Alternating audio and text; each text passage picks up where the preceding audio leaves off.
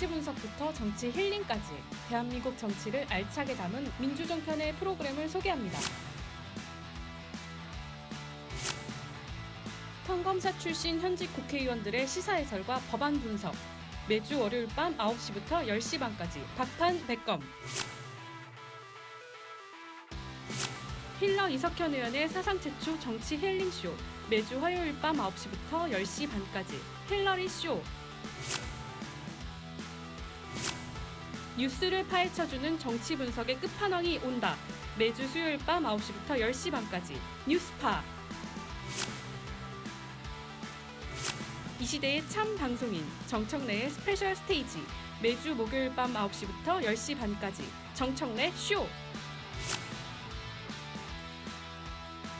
유명 인사들의 술 한잔에 야당 지지 커밍아웃, 매주 금요일 밤 9시부터 10시 반까지 이 작가야. 평일의 밤을 책임질 민주나이트 라이브. 평일 밤 9시부터 10시 반 첫 채널 민주종편으로.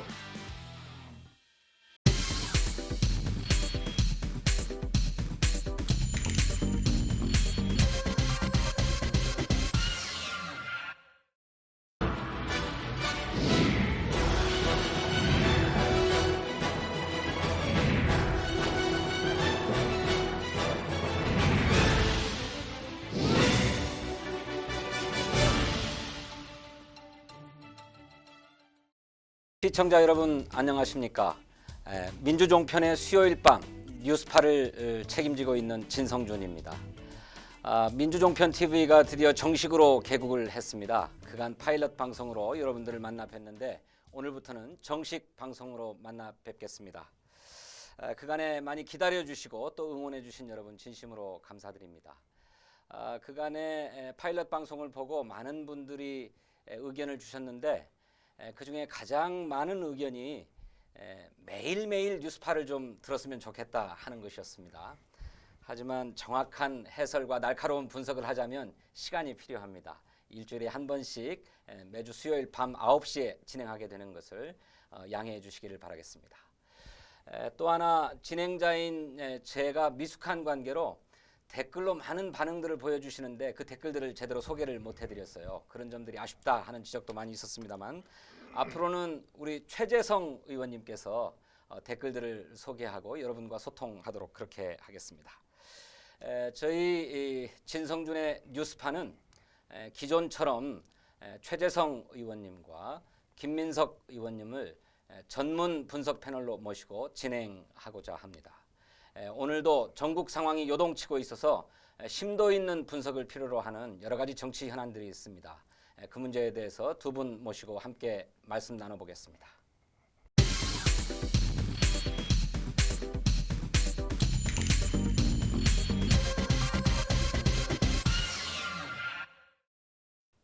네, 말씀드렸던 것처럼 오늘 최재성 전 의원님 함께 해주셨습니다. 인사해 주시죠. 안녕하세요. 반갑습니다.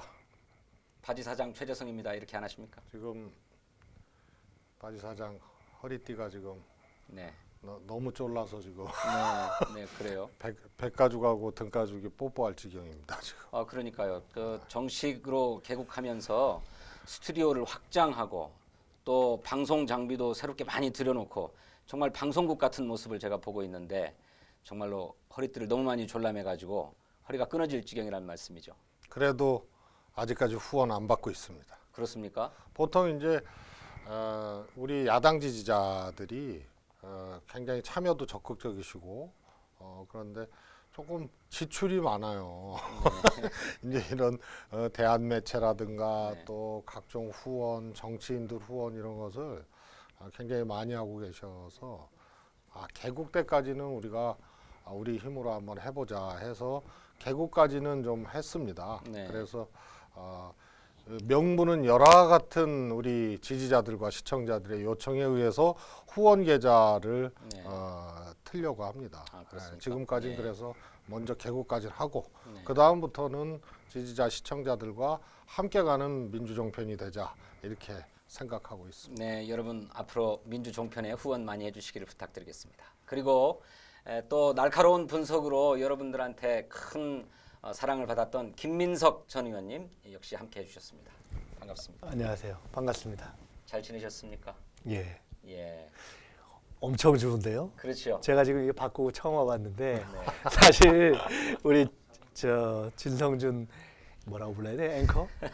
우리 진성준 의원님은 지난번 우리 파일럿 방송하고 네. 매일 했으면 좋겠다는 말씀 들으셨다 그랬잖아요. 예, 전 솔직히 말씀드리면 우리 파일럿 방송하고 나서 예. 야, 다 좋은데 왜 이북 방송 같냐? 그림이 제가 무슨 뭐 열악해서 저 예. 무슨 뭐 저쪽을 폄하하는 건 아닙니다만 우리 네. 화면이 너무 토속적이었던 것 같아요. 근데 예. 지금은 들어왔는데 네. 스튜디오가 뭐 거의 음, 상당한 수준급입니다. 이게 네. 아마 보시는 분들이 예. 보기에 조금 더 화면이 좀 편하지 않을까 예. 싶어서 축하드립니다, 바지 사장님. 아닙니다. 공동운명체입니다. 이러지 마십시오. 그 우리 민주종편 TV를 시청하기 위한 방법들이 있죠. 네, 그렇습니다. 네. 그죠, 소개를 좀 해주시죠. 우선 몇 번 말씀드렸다시피 어플리케이션 기반의 방송입니다. 네. 왜 어플을 기반으로 하느냐 하는데 이것은 민주종편은 그야말로 정권 교체 또 차기 정부 출범 후에 우리가 집권을 해도 정권을 성공시키고 정권을 재창출할 수 있는 지속적인 방송입니다. 그래서 어플을 통해서 대선 캠페인을 하고 30만 명 정도가 어플을 깔아서 모두가 홍보 특보가 되자 우리 대선 후보에. 네. 그리고 뭐 정권 집권 후에도 마찬가지고요. 그래서 어플을 통해서 이제 송출하고 따라서 회선료가 많이 나갑니다. 이게. 네. 이제 이 동시 접속하는 숫자에 따라서 이제 회선료가 늘어나게 돼 있고요. 그러면서 유튜브도 또 어플리케이션을 통해서 송출을 하고 있습니다. 네. 그러니까 그래서 두 가지 어플리케이션을 핸드폰에 깔아야만 하는 거군요. 그렇습니다. 그래서 유튜브로 그냥 보시려면 보셔도 되는데 그것은 민주종편 TV라고 하는 민주종편TV.com. 구독 신청을 하면 됩니다. 네, 유튜브에 네. 구독 유튜브에서 신청으로 구독 신청을 하면. 종소리가 오는 거죠. 네. 그 대신 대선 캠페인을 위한 푸시 알림 같은 거를 못 받게 되고 이제 그런 거죠. 또 저희 민주정편 입장에서는 광고라든가 이런 운영을 위한 각종 이런 수입이라 그래야 되나요? 예. 이런 것들이 아무래도 유튜브는 제약이 돼 있고 네. 그래서 가능한 한 어플을 깔아주시면 종편에도 좋고 예. 특히 대선 대통령 후보에 30만 홍보 특보가 돼주시면 매일매일 필요한 메시지를 전달받고 이걸 자기 카톡, 밴드 이런 데 퍼나르면 전문가들 얘기로는 3일 아니면은 30만 정도가 동시에 메시지를 받아서 전파를 하면 3일 정도면은 보수적인 유권자의 카톡까지도 전달이 될 수 있다 이런 겁니다. 그래서 어플을 통해서 민주정편도 보고 대선 후보의 홍보 특보도 되고 이게 좋은 방법인 것 같습니다. 네, 여러분 핸드폰 구글 플레이 스토어에 가셔서 민주종편으로 검색하시고 어플리케이션 많이 깔아주시고요. 아이폰에서도 가능합니다. 앱스토어에 가셔서 민주종편 TV 검색하셔서 어플리케이션 많이 깔아주시기를 부탁드리겠습니다. 그리고 민주종편 TV 운영의 어려움도 말씀드렸습니다만 후원 계좌도 열어서 여러분들의 소중한 후원을 받고자 합니다만은 직접적으로는 화살촉으로 후원해 주시는 방법도 있습니다. 마음에 들게 시원하게 잘 진행한다고 할 때는 응원의 메시지로 화살촉을 보내주시고 또 좀 시원치 않다, 촉이 좀 떨어졌다라고 하면 또 역시 격려의 차원으로 화살촉을 많이 보내주시기를 부탁드리겠습니다. 그러니까 저희는 잘해도 촉받고 못해도 약간 촉받고. 못해도 촉받고 또 이제 끊임없이 촉구하는 얘기하다가 촉이 떨어져도 촉받고 예. 그다음에 화살촉을 달라고 촉구해도 촉받고 촉촉한 방송이 되겠네요. 그렇습니다. 예.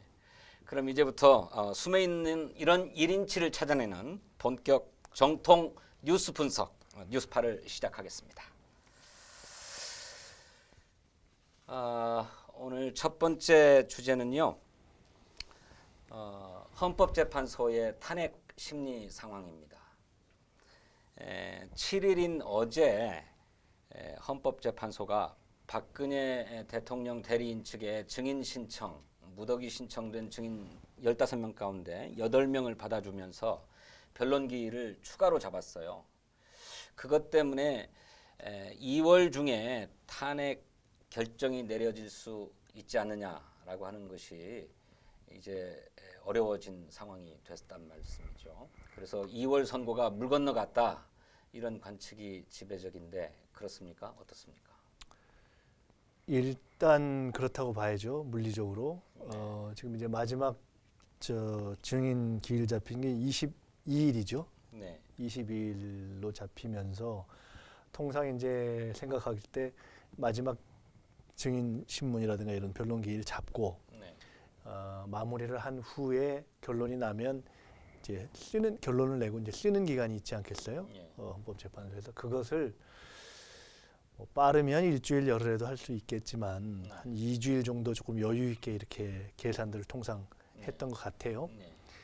그런데 그것이 지금 22일로 되면 만약 2주일 정도를 더하면 2월 말까지는 조금 무리 아닌가 현실적으로 이렇게 지금 넘어가는 거죠. 그러니까 그렇게 되면 3월 13일 네. 지금 헌재 소장 재판관. 박 소장님 이제 물러나신 이후에 그다음 저희가 주목했던 이제 시기가 이정미 재판관 예, 임기 만료일. 임기 만료일 아닙니까? 예. 그 전까지는 끝날 수 있는 지금 이제 시기이긴 한데 예. 문제는 좀 아슬아슬하다, 그렇죠. 좀 걱정스럽다 네. 하는 우려를 하게 된 지금 상황이 발생한 거죠. 네, 그렇습니다.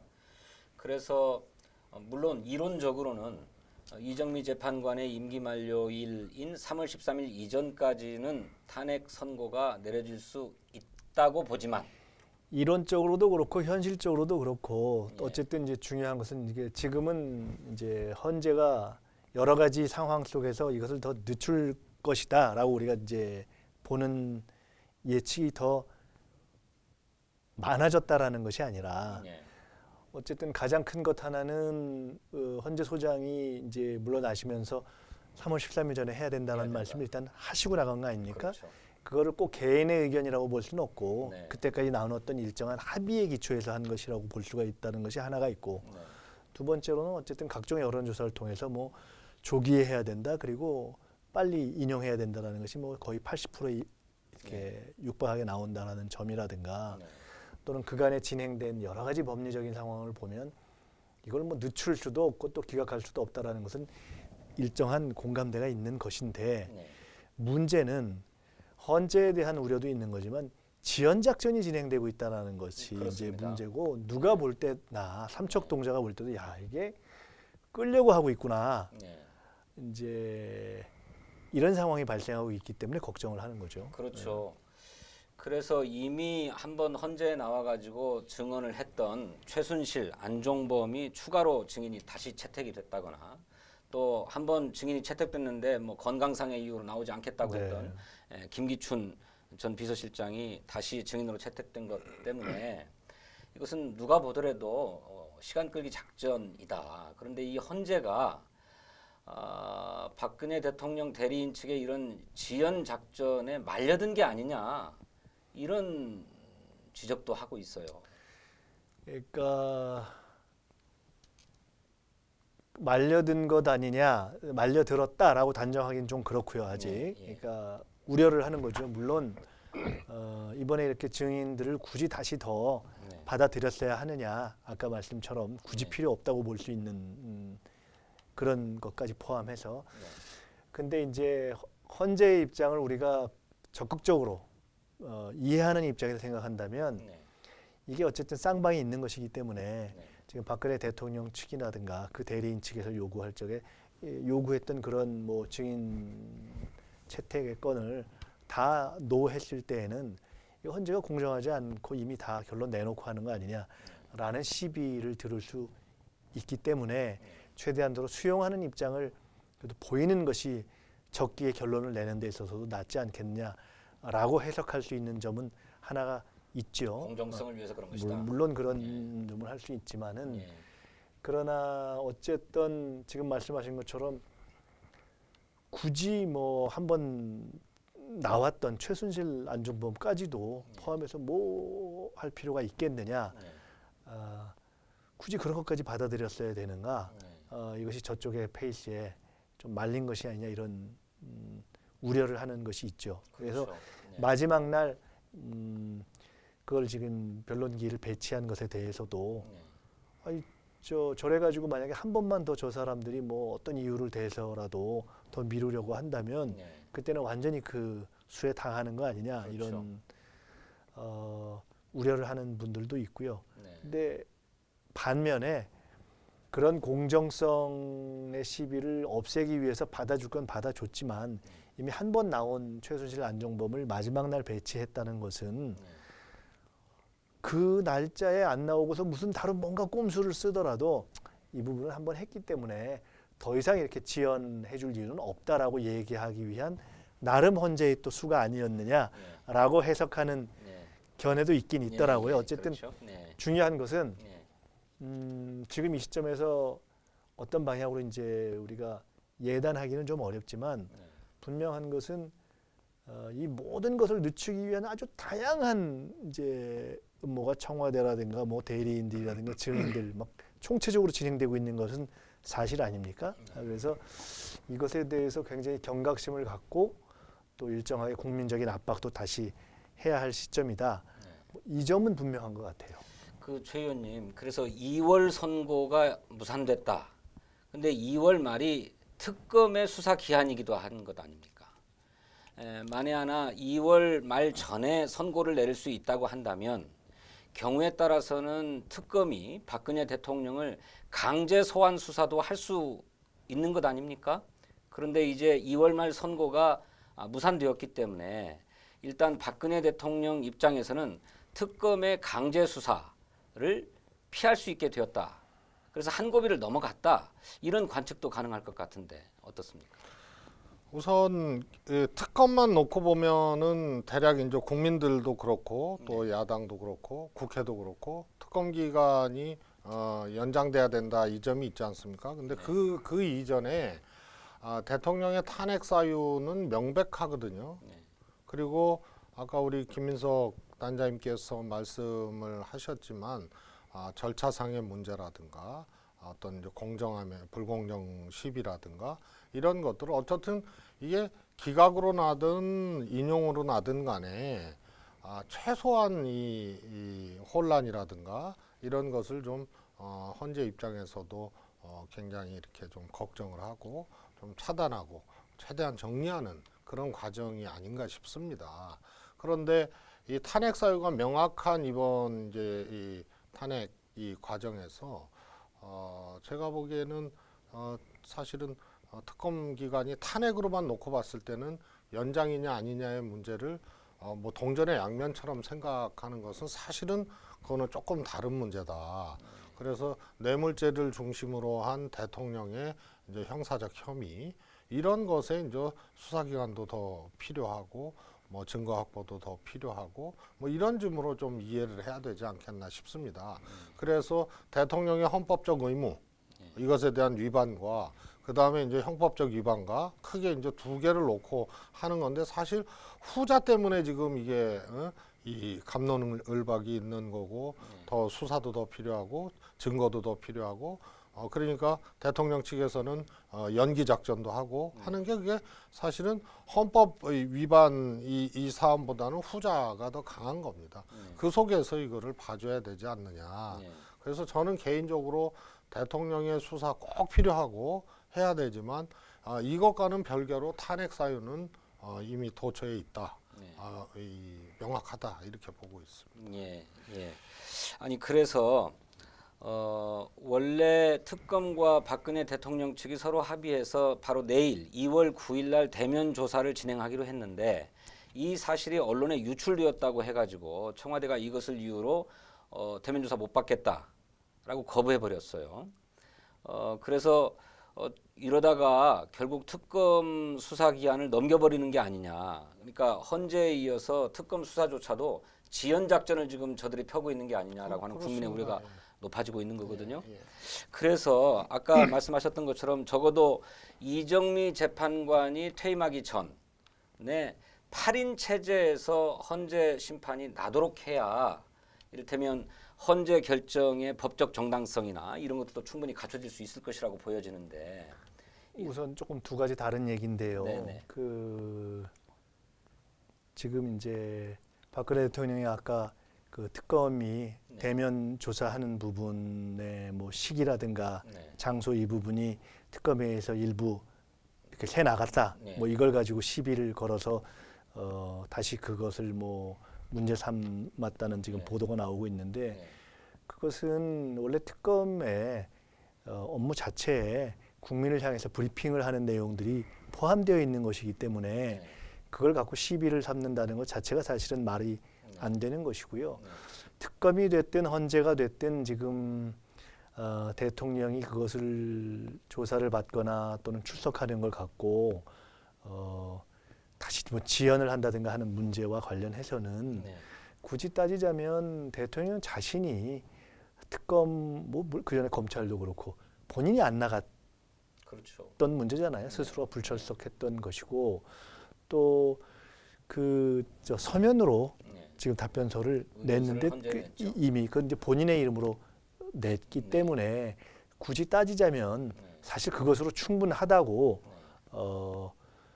현재의 그 헌법 위반과 관련된 부분에 대해서는 판단을 할 수도 있는 것이고요. 네.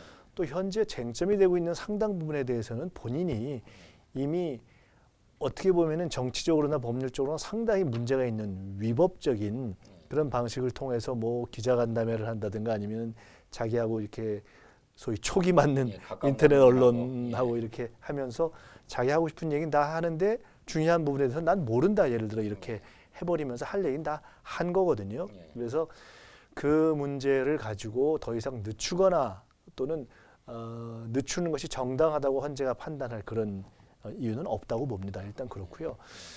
지금 이제 우리 말씀하신 중에 두 번째 대목인 이 날짜를 3월 13일 이후로 넘기는 문제는 네. 과연 그렇게 넘겼을 때의 정당성 문제가 보장될 것인가 하는 것에 대한 문제 제기도 있을 수 있지만은 한편으로는 그렇지만 물론 이제 적어도 9인에서 이제 6인 이상이 해야 되는데 8인 정도는 평일을 해야 이게 정상적이 아니냐라는 판단의 문제도 하나 있고요. 중요한 결정이니까요. 또 다른 각도에서 중요한 것은 7명이 되면 예. 1명, 2명이 어떤 방식으로든 예. 그 내가 이거 심의하는 것을 이러이러한 이유로 내가 하기가 어렵다 하고 네. 빠져버리거나 예. 이렇게 됐을 때는 이 작동 자체가 안 되는 문제가 생긴다는 굉장히 우려스러운 심판 자체가 불가능하죠. 상황이 그러니까 예를 들어 지금 현재 절차상 네. 문제가 되고 있는 이런 예를 들어 뭐 아주 사소한 절차상의 이유를 가지고 가령 뭐 증인 중에 하나가 나온다고 했다가 네. 뭐 다시 안 나온다고 해서 네. 날짜를 저 뒤로 빼달라고 했는데 네. 그러긴 어렵다 네. 라고 이렇게 헌재 가령 판단을 해서 어느 시점에 결정을 해야 된다. 네.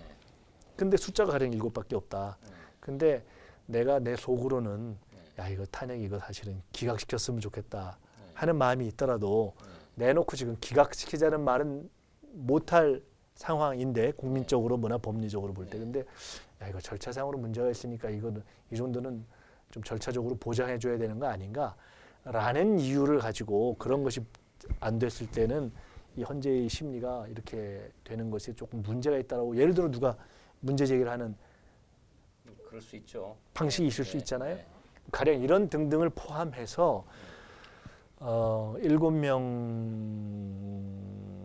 헌재로 가는 것은 대단히 불안정하고 위험하다. 그러니까 네. 어느 모로 보나 예. 이것은 3월 13일 전에 결론이 나는 것이 옳고 바람직한 것이죠. 예. 아니 그런데 저 박근혜 대통령 대리인 측이 구사할 수 있는 여러 가지 수들이 있는 것 같아요. 언론의 보도에 따르면 가령 또 추가로 증인 신청을 한다거나 그럴 또 수도 있죠. 무슨 저 사퇴. 변호사들이 사퇴를 해버리거나 대리인단. 또는 무슨 박근혜 대통령이 직접 헌재에 나오겠다 뭐 이러면서 추가적인 변론 기일을 잡아줄 것을 요청한다거나 날짜를 뭐 대통령이 나올 테니까 다음으로 네네. 해달라든가. 근데 뭐 그런 거 있을 수 있죠. 좀 말씀드릴까요? 네. 하여튼 그 두 가지 영역으로 좀 봐야 될 것 같습니다. 하나는 대통령의 인신 구속, 다시 말해서 이제 형사적 책임, 이제 구속되는 경우죠. 이런 경우하고 그게 아니더라도 구속이 아니더라도 탄핵 사유는 또 예. 이제 헌법 의무 위반이라든가 뭐 이런 걸로 또 크게 두 개를 보는데 제가 생각하기에는 우리 파일럿 방송할 때도 이건 1월 말이면은 탄핵 자체는 그냥 가능한 일이다, 끝날 수 이런 있다. 얘기했죠. 최소한 박한철 소장이 퇴임 전인 1월 말에 네. 최소한 다 결심을 해놓고 그 다음에 연구관 보고를 하고 뭐 2, 3주 후에 이렇게 판결을 하는 예. 이런 걸로 이제 예측을 했던 게 노무현 대통령 그 탄핵 당시에 60일 정도가 2달 정도가 걸렸는데 반 이상이 사실은 헌재의 미비한 규정에 따른 그 정리였거든요. 네. 그래서 이게 탄핵 자체는 그때는 이제 중립 의무 위반 아닙니까? 네. 그러니까 이거 뭐 인신 구속이라든가 이런 것과는 조금 거리가 있는 사안이었는데, 근데 이번에는 그 뇌물죄를 중심으로 한 형사적 책임의 문제가 이제 한 수레바퀴가 있는 거죠. 저는 박근혜 대통령 측도 이거를 중심적으로 사고하는 게 아니냐. 이 지연하고 뭐 이런 문제가 이미 저는 탄핵을 인용하는 문제는 박근혜 대통령 측 스스로도 막을 수 없다. 예, 기각을 원하고 있지만 이것에 대해서는 거꾸로 생각해 보면은 역부족인 것을 느끼지 않느냐. 그러면 최대한 지금 특검 수사가 연기되지 않기를 바라는 것이라든가 또 이 헌재의 이 증인이라든가 뭐 이런 걸로 지연 작전을 하고 있는 것들이 결국은 보면은 그 인신구속 문제나 이런 문제를 또 아주 중요하게 방어하고 있는 거 아니냐 이렇게 저는 보고 있습니다. 그러면 두 가지가 다 돼야 되는 거 아닙니까?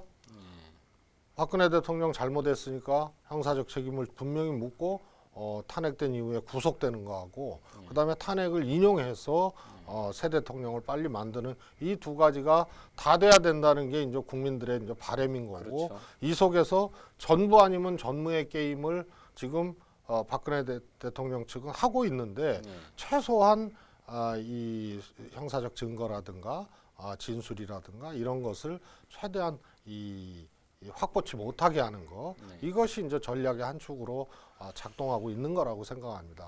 그다음에 뭐 간략히 말씀드리면 지금 이제 8명이 된 거 아닙니까? 그다음에 이제 이 3월 13일이 지나면은 7명이 되는 거고 그래서 이게 지금 행정부하고 좀 비슷하게 돼가는 것 같아요. 박근혜 대통령이 이제 국회에서 탄핵 의결돼서 이제 직무 정지가 되니까 이제 황교안 대행이 황교안 대학을 기준으로 보면 헌재 8명째이거든요. 근데 황교안 대행이 또 대통령 출마한다고 어쩌고 저쩌고 본인이 안 한다고 분명히 안 하고 있잖아요. 저희 같으면은 권한 대행이고 선출되지 않은 사람이면 지금 이 위중한 사태 때 내가 정말로 대행으로서 국정에 전념하겠다고 해야 되는데 이걸 안 자르고 있어요. 명확하게. 그러다가 황교안 대행이 만약에 출마하겠다고 나오면은 기재부 장관, 부총리로 이렇게 또 가는 거 아닙니까? 그러면 이정미 재판관 이유가 되면 7명째가 되는 게 이게 좀 비슷한 것 같아요. 그거는 행정부가 기재부 장관쯤으로 권한대행이 이 2월이 되면서 대선을 치르면 나라가 뭐가 되겠습니까? 여기도 마찬가지입니다. 7번째로 가면은 그것은 절망적이라고 봐야 되는 겁니다. 근데 이제 어떻게 보면 현재의 이 모든 국가 상황이 대통령과 그 주변 그리고 이 핵심 세력들이 정상적인 사람들이 아니잖아요. 그러니까 우리가 합리성을 갖고 정상적으로 판단해서는 답이 안 나오는 생각을 하는 사람. 이걸 정상으로 보는 거죠. 그러니까 비정상의 사람들이잖아요. 그러니까 자기들 하는 저걸 예를 들어 그런 생각을 해봤어요. 그러니까 저걸 날짜를 끈다고 좋을 게 뭐가 있지? 뭐 날짜를 끈다고 이 상황에서 누가 이것에 대해서 감히 또는 합리적으로 뭐 반대를 할 수 있지. 그래서 기각 의견을 뭐 7명이 됐건 어떻게 됐건. 그리고 또 심지어 그렇게 해서 만에 하나 기각을 한다면 뭐가 좋아지지? 사실 그런 생각을 할 수 있지 않습니까? 기각을 한다고 해서 이른바 보수 세력들한테 뭐가 득이 되겠으며 나라엔 뭐가 득이 되겠으며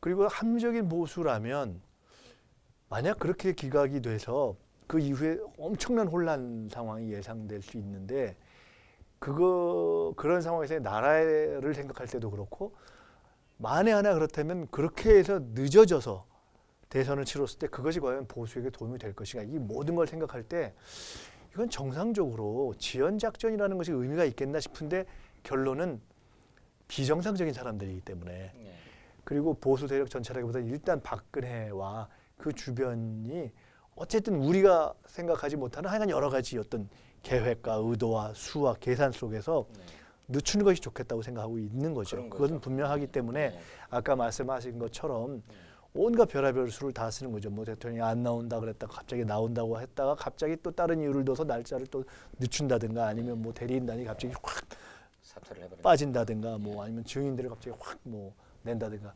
옛날에 그 학생운동 할 때 재판부가 영 마음에 안 들면 우리가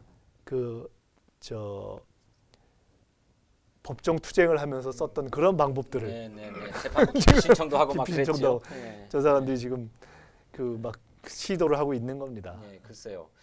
그래서 우리 민주 진영 또 우리 국민들이 이 비상한 인식을 가지고 이 전국에 대응해야 될 것 같은데 오늘 민주당의 최고위원회는 당의 소추위원들과 함께 합동 회의를 했습니다. 네. 그래서 뭐 헌법재판소 상황을 좀 점검하고 어떻게 당의 대응 방향을 좀 세웠나요? 어떻습니까? 네, 이제 합동 회의도 하고 예. 또 그 합동 회의가 끝난 이후에 그 오후에 야 3당 대표 회의도 하고 원래는 야 4당이 하려고 했었던 것이 그러니까 바른정당을 포함해서 바른정당을 포함해서 어쨌든 탄핵 공조까지는 같이 했던 했으니까. 것이기 때문에 예. 그런데 이제 바른정당이 하겠다고 했다가 이제 결국은 빠지면서 어쨌든 야 3당이 된 건데 예. 같은 기조가 이어졌습니다. 뭐냐면 헌법재판소에 대해서 아직 예단키는 어려우나 적어도 헌법재판소에서 보다 더 명료하게 예. 이 적어도 박한철 소장이 퇴임하면서 이야기했던 3월 13일까지 이 결정을 할 수 있는 그 정도를 할 수 있는 합리적인 선에서의 어떤 길에 대한 조정 이것을 조금 넘어가고 있는 것이 아니냐를 걱정할 어떤 그런 딱 갈림길에 섰다라는 우려가 하나 있었고요. 그래서 그것 때문에 첫째는 국민들의 요구에 발맞춰서 조기 인용해라. 사실은 정확하게 얘기하면 조기 결정, 조기 인용은 맞는 말은 아니에요. 조기가 아니에요 이미. 그냥 적기에 하는 거죠. 정당하게 늦지 않게 해라라는 것이 있고요. 그리고 이제 특검 연장에 대한 것이 있고 또 그런 선에서 지금 11일과 18일 예정되어 있는 촛불 집회에 특히 11일 촛불 집회부터 해서 우선 민주당의 경우는 다시 적극적으로 참여하겠다라는 이런 결의들을 했습니다. 그와 함께 저 요구도 있었습니다. 그 황교안 대행이 청와대 지금 압수수색 특검이 한 부분에 대해서 승인하지 않았죠. 그 황교안 대행이 사실은 뭐 그 예쁜 누뚱이라는 게 저 새누리당에서 나온 얘기죠. 보수의 뭐 예쁜 누뚱이라는 게 어쨌든 지금 박근혜 대통령의 무슨 호위무사처럼 지킴이처럼 되어 있는데 본인이 이번에 그러니까 이렇게 되는 거 아닙니까? 청와대가 군사상의 어떤 뭐 비밀이라든가 이런 이유를 근거로 해서 압수수색에 응하지 않을 수 있다 하는 것이고 그것을 현재 결정하는 것은 원래 그 경내의 책임자가 현재 예를 들어 비서실장이라든가 뭐 경호실장 이렇게 돼 있는데 굳이 따지자면 그 위에 대통령이 직무정지 상태이기 때문에 그 대통령의 권한 대행이 그것을 결정해 줄 수 있는 거죠. 그런데 그 황 대행이 본인이 이 부분은 그 부분에 청와대에서 알아서 판단한 일이다라고 퉁 쳐버렸단 말이에요. 근데 사실은 작년 연말인가에는 그 청와대 그럼 경내 이런 여러 가지 문제에 대한 최종 책임을 누가 지고 있다고 볼 수 있느냐라는 그 질문에 대해서 황 대행이 그거는 권한 대행이 내 소관이다 이렇게 얘기를 했었던 거거든요. 그래서 황 대행이 지금 뭐 본인이 출마를 뭐 할지 말지 어떤 생각을 하고 있는지 모르겠고 또 어떤 생각을 하느냐 하는 것은 이제 그건 우리가 따로 얘기할 문제지만은 본인이 그 문제에 대해서 적어도 명확하게 해야 한다라는 요구도 저희가 중요하게 지적을 했죠. 그런 네, 서너 가지를 네, 아침 네. 회의에서도 이야기하고 야삼당이 같이 그래서 공유했습니다. 뭐 역사와 민심을 거스르면 헌법이 허용하는 모든 책임을 묻겠다 이렇게 경고도 했습니다. 네, 그러니까 뭐 네. 일각에서는 이제 원래 황대행이 이뻐서 지금 저 자리에 있는 게 아니지 않습니까? 그렇죠. 네. 그 당시에 탄핵을 하면서 대통령을 탄핵하는데 총리가 사실상 국정에 지금 2인자로서의 책임을 공유하고 있는데 네. 게다가 지금까지 이렇게 오는 걸 막지도 못했고 해서 원래는 총리도 같이 책임을 지고 물러나야 하는데 이게 그 이후에 전국 수습에 대한 최소한의 안전장치를 야권이 또는 정치권이 그것까지 흔드는 건 좀 무리 아니냐라는 국민의 지적을 의식해서 사실은 놔둔 건데요. 예, 예. 그래서 일각에서는 저런 식이라면 탄핵해야 되는 거 아니냐라는 얘기까지 나올 정도의 상황이 되어 있는 거죠. 저는 황교안 대행의 순전히 이제 전략적으로만 보면은 매우 불순한 두뇌 회전이 되고 있다고 봅니다. 뭐냐면 지금 본인이 대행을 하는 게 박근혜 대통령을 국회에서 탄핵 의결했기 때문에 그런 거거든요. 절대 다수의 국민들이 박근혜 게이트 때문에 국정농단 됐다, 국권 유린됐다. 그래서 분노하고 광장으로 나오고 조사 결과도 압도적으로 물러나라는 거 아닙니까? 그래서 물러나야 될 대통령이기 때문에 법적으로 직무가 정지되고 그리고 권한대행이 된 거 아닙니까? 그래서 공동 책임이 첫 번째 있는 겁니다. 권한대행은 그야말로 수세적 권한대행이죠. 이게 뭐 새롭게 총리가 임명돼서 권한대행을 한 것도 아니고요. 기억하시겠지만 그때 박근혜 대통령이 이 국회에서 총리 추천해달라고 꼼수를 핀 거 아닙니까? 그 시쳇말로는 지금 말씀하신 수습적 무슨 권한대행을 시쳇말로는 땜빵이라고 하죠. 그렇습니다. 그래서 그래서 지금 딱 필요한 부분 최소한의 것을 무리하지 않고 지금 진행하는 거죠. 그런데 황교안 대행은 왜 청와대 압수수색이라든가 이런 것을 사실상 지금 거부하고 있느냐? 그거는 순전히 대선 계산이라고 봅니다. 저는. 그러세요? 그렇습니다. 왜냐하면 샤이 박근혜까지 합쳐서 비가 오나 눈이 오나 우리는 민주당 지지 못한다. 우리는 새누리당이다. 보수다. 하는 사람이 미니멈 20% 되는 거 아닙니까? 이거를 그냥 차고 가는 겁니다. 지금 지지율이 한 15%, 12%, 15% 이렇게 나오지 않습니까? 그래서 이거를 상실하지 말자는 계산이 하나 있을 수 있고요. 그래서 박근혜 대통령을 완전히 뭐 나서서 그냥 호위무사처럼 그렇게 액션은 못하지만 최소한 그 표를 잃지 않는 행보. 해석해보면 그게 아니라면 저렇게 할 리가 없는 거거든요. 그 다음에 두 번째로 1등이 아닌 후보는 항상 약진의 발판을 마련하는 모멘텀을 마련하는 게 선거에서는 굉장히 중요한 거 아닙니까? 그래서 15% 안팎에 이걸 놓치지 않고 샤이 박근혜까지 한 20% 정도를 갖고 가야 되는 거기 때문에 이 정도면은 대선 발판이 된다. 역전의 발판이 된다. 이런 수치적 계산을 할 수 있는 겁니다. 그런 게 아니면은 직분대로 국민이 원하는 대로 본인이 직무대행으로서의 그 성격에 맞는 것대로 행위를 해야 되는 겁니다. 그래서 이게 본인이 출마할 거냐 말 거냐의 문제에서도 당연히 나는 대행으로서 이거에 충실하겠다고 얘기를 해야 되는데 안 하고 있는 거라든가 또 새누리당에서 지금 군부를 자꾸 이렇게 짚히고 있는 거라든가 황교안 대행의 지지율이 최근에 올라가고 있는 거라든가 이런 것을 종합적으로 봤을 때는 정치적 행보다. 그래서 안 된다. 그래서 저는 엄격히 얘기하면 황교안 대행은 탄핵 사유에 저는 해당한다고 봅니다. 그게 아니라면 본인이 명쾌하게 정리를 해야 되는 겁니다. 이미 정치적 탄핵 사유가 원래 존재하는 그렇습니다. 분이고 또 그 정치적 탄핵 사유를 지금 쌓아가고 있는 거죠. 그렇기 때문에 광장에서의 촛불 민심도 황교안도 물러가라였지 않습니까? 그걸 알면서도 법적인 실질적인 탄핵의 행위로 지금 가지 않고 있었을 뿐인 거죠. 근데 그 임계점으로 지금 달려가고 있다고 봅니다. 네. 아니 저기 자연스럽게 다른 주제로 넘어가게 된 건데 반기문 전 유엔 총장이 출마를 포기하면서 이야말로 보수 진영을 대변할 유력 주자가 없어지니까 그 민심이 황교안으로 이동해 가고 있는 것 아닙니까? 그래서 황교안 지지율이 갑자기 높아지고 있고 또 그래서 출마 가능성도 거론되고 있는 건데 바로 그런 말씀에 따르면 최재성 의원님은 황교안 총리가 결국 대통령 선거에 출마할 거다 이렇게 보고 계시는 거네요. 저는 그럴 가능성이 매우 높다고 봅니다. 그렇습니까? 예. 우리 저 김민석 의원님도 마찬가지신가요? 저는 개인적으로는 예. 아니라고 보는 쪽이에요. 네, 그럼에도 불구하고 출마는 못할 거다.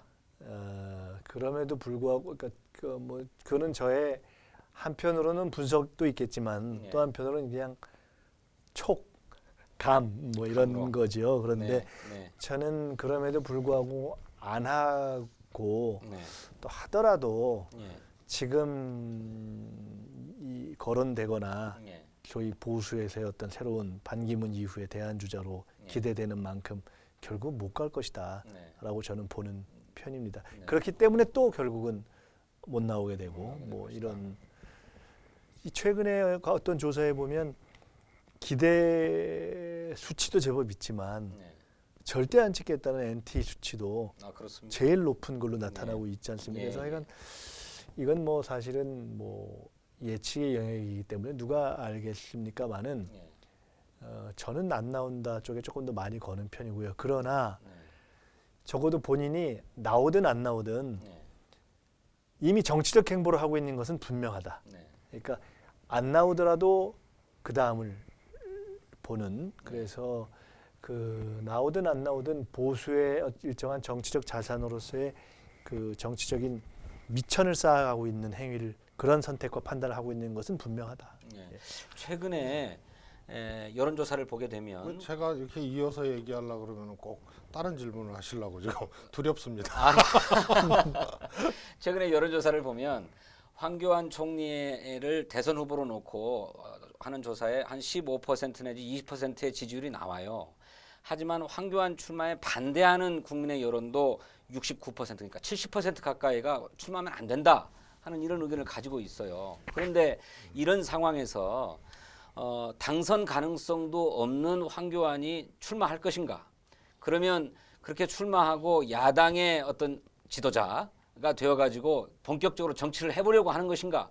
그런 결심까지 돼 있다고 보는 것인가? 하는 질문을 드리지 않을 수가 없어요. 네, 저는 굉장히 중요한 말씀을 하셨는데요. 네. 반대하는 사람이 당연히 많죠. 나오면은 야당 필승입니다. 네. 표 차이도 꽤 날 겁니다. 네. 막상 황교안 대행이 후보라고 생각해 보십시오. 국민들이 또 다른 대행, 기재부 장관을 대행으로 놓고 네. 첫 번째 대행했던 사람을 찍을까 말까 이게 되겠습니까? 네. 그래서 저렇게 무책임하고 국민의 뜻에 반하는 사람을 예. 내가 어떻게 찍냐. 그래서 저는 표 이렇게 많이 안 나온다고 생각합니다. 네. 그래서 야당 필승이고 압도적 필승이 될 가능성이 큽니다. 네. 그러면 안 나와야죠. 네. 근데 반기문 총장과 황교안 대행은 조금 다른 질감입니다. 예. 예, 반기문 총장은 둘 다 평생 관료이긴 하지만 평생 원실에서 뭐 이렇게 했던 거고 예.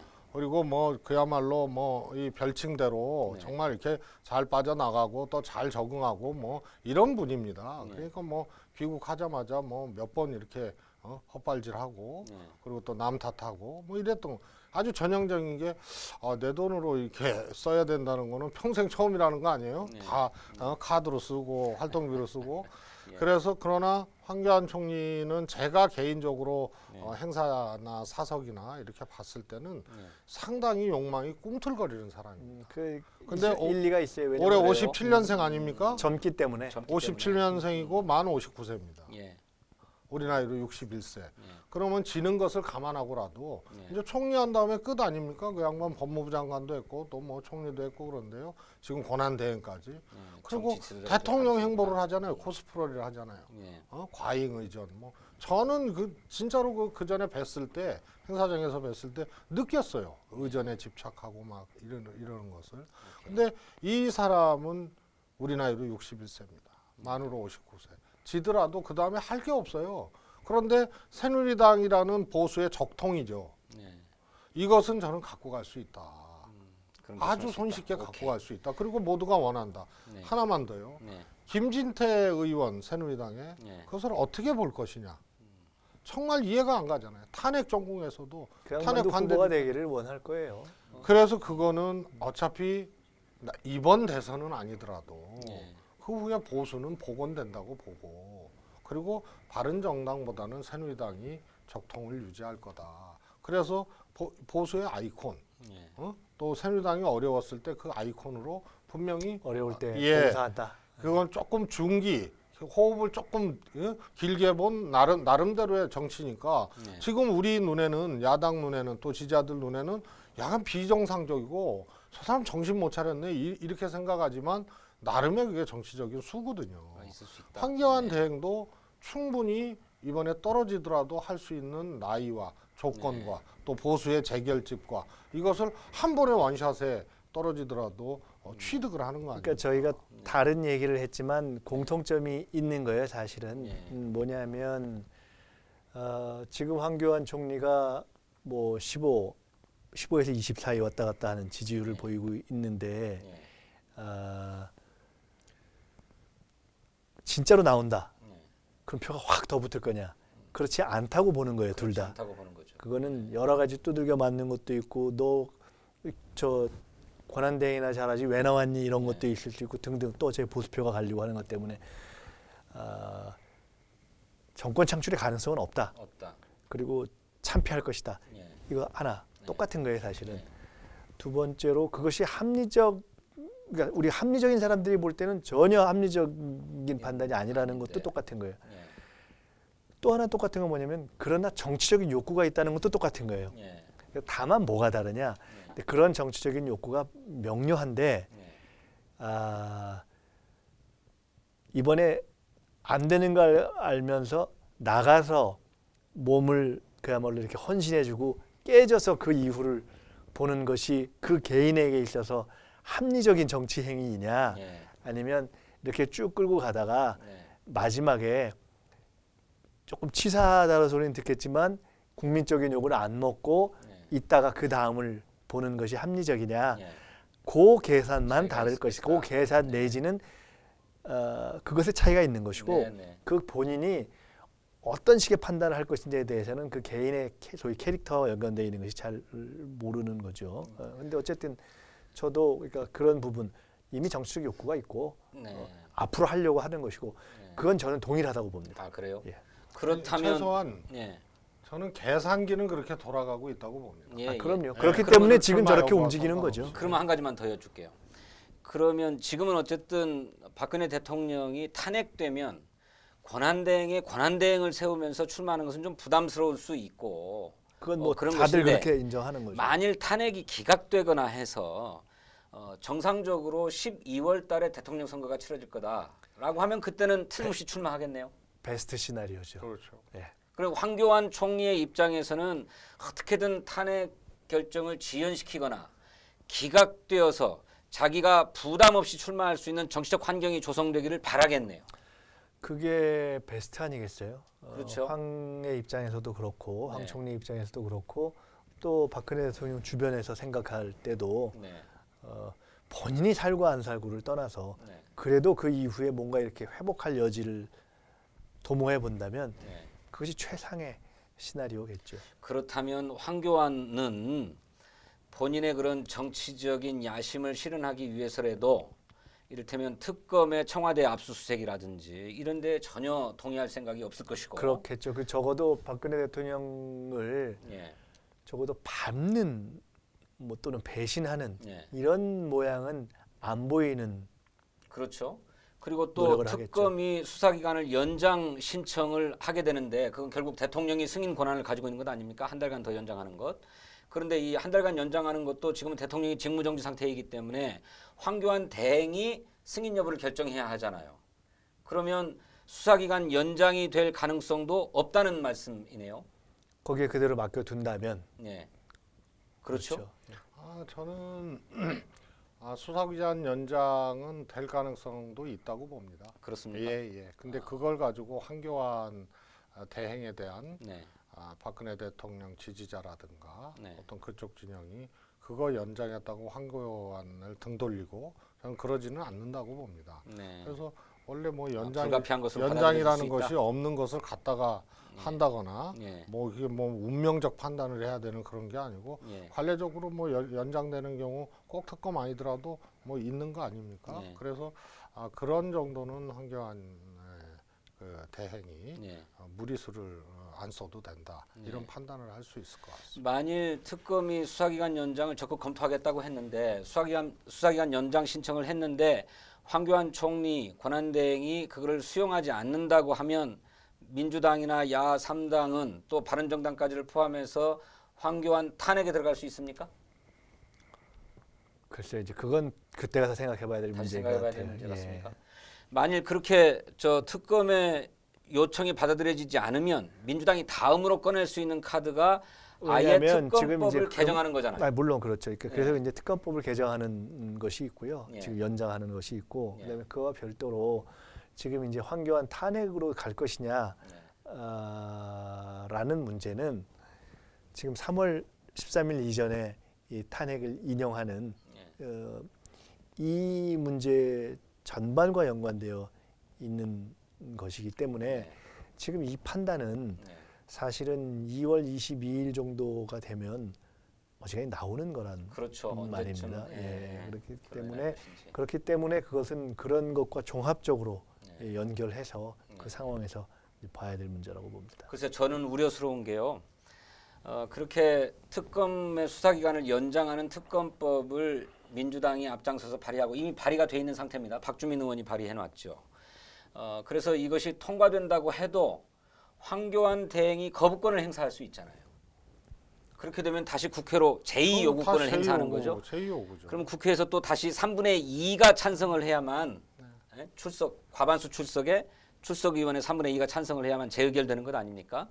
이제 이런 상황까지로도 네, 그게 뭐 정말 아주 논리적으로 우리가 가상해 볼 수 있는 걸 다 네, 가상해 네. 보는 거죠. 그런 거죠. 뉴스파에서 진성준 의원님이 너무 파고 있네.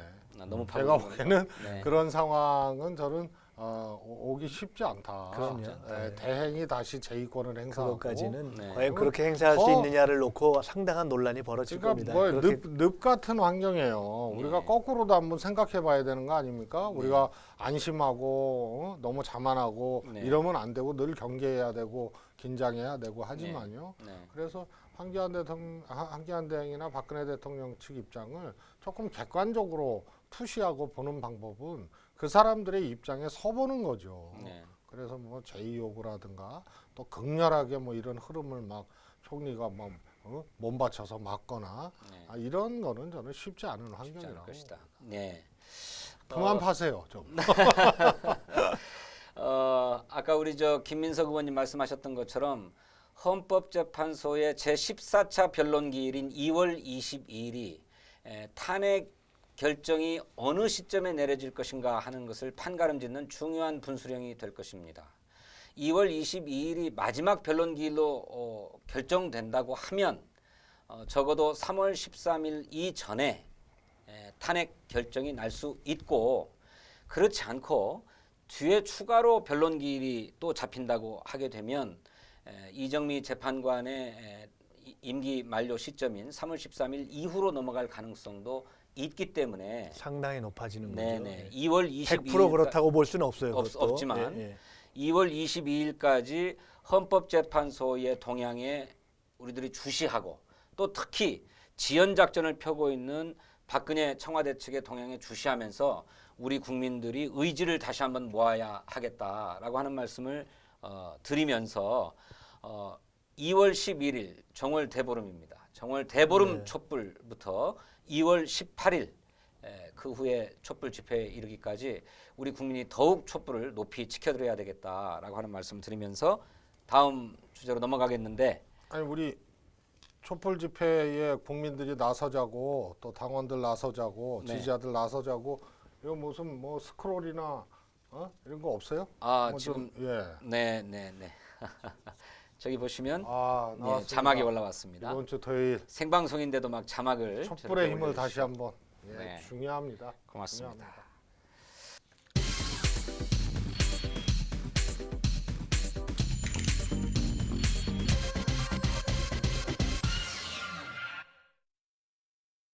금요일 밤 9시부터 10시 반까지 뉴스파. 이 시대의 참 방송인 정청래의 스페셜 스테이지. 매주 목요일 밤 9시부터 10시 반까지 정청래 쇼. 유명 인사들의 술 한잔에 야당 지지 커밍아웃. 매주 금요일 밤 9시부터 10시 반까지 이작가야. 평일의 밤을 책임질 민주 나이트 라이브. 평일 밤 9시부터 10시 반 첫 채널 민주종편으로.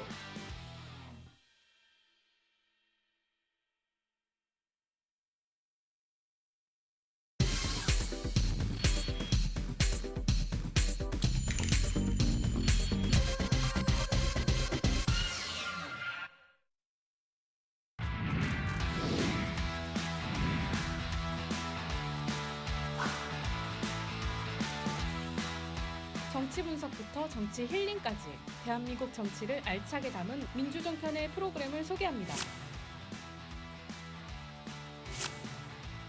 평검사 출신 현직 국회의원들의 시사 해설과 법안 분석. 매주 월요일 밤 9시부터 10시 반까지 박판 백검. 힐러 이석현 의원의 사상 최초 정치 힐링쇼. 매주 화요일 밤 9시부터 10시 반까지 힐러리 쇼. 뉴스를 파헤쳐주는 정치 분석의 끝판왕이 온다. 매주 수요일 밤 9시부터 10시 반까지 뉴스파. 이 시대의 참 방송인 정청래의 스페셜 스테이지. 매주 목요일 밤 9시부터 10시 반까지 정청래 쇼. 유명 인사들의 술 한잔에 야당 지지 커밍아웃. 매주 금요일 밤 9시부터 10시 반까지 이작가야. 평일의 밤을 책임질 민주 나이트 라이브. 평일 밤 9시부터 10시 반 첫 채널 민주종편으로. 한번 쫙 나오면 네, 잠깐 쉬는 시간을 이용해서 우리 편의점 스튜디오에 최재성 의원께서 가셔서 물과 바카스 이거 천하장사? 또 천하장사 천하장사 너무 딱딱한가 보죠 우리 저 뉴스파가. 까먹어도 되죠? 예, 드시면서 편하게 하시죠.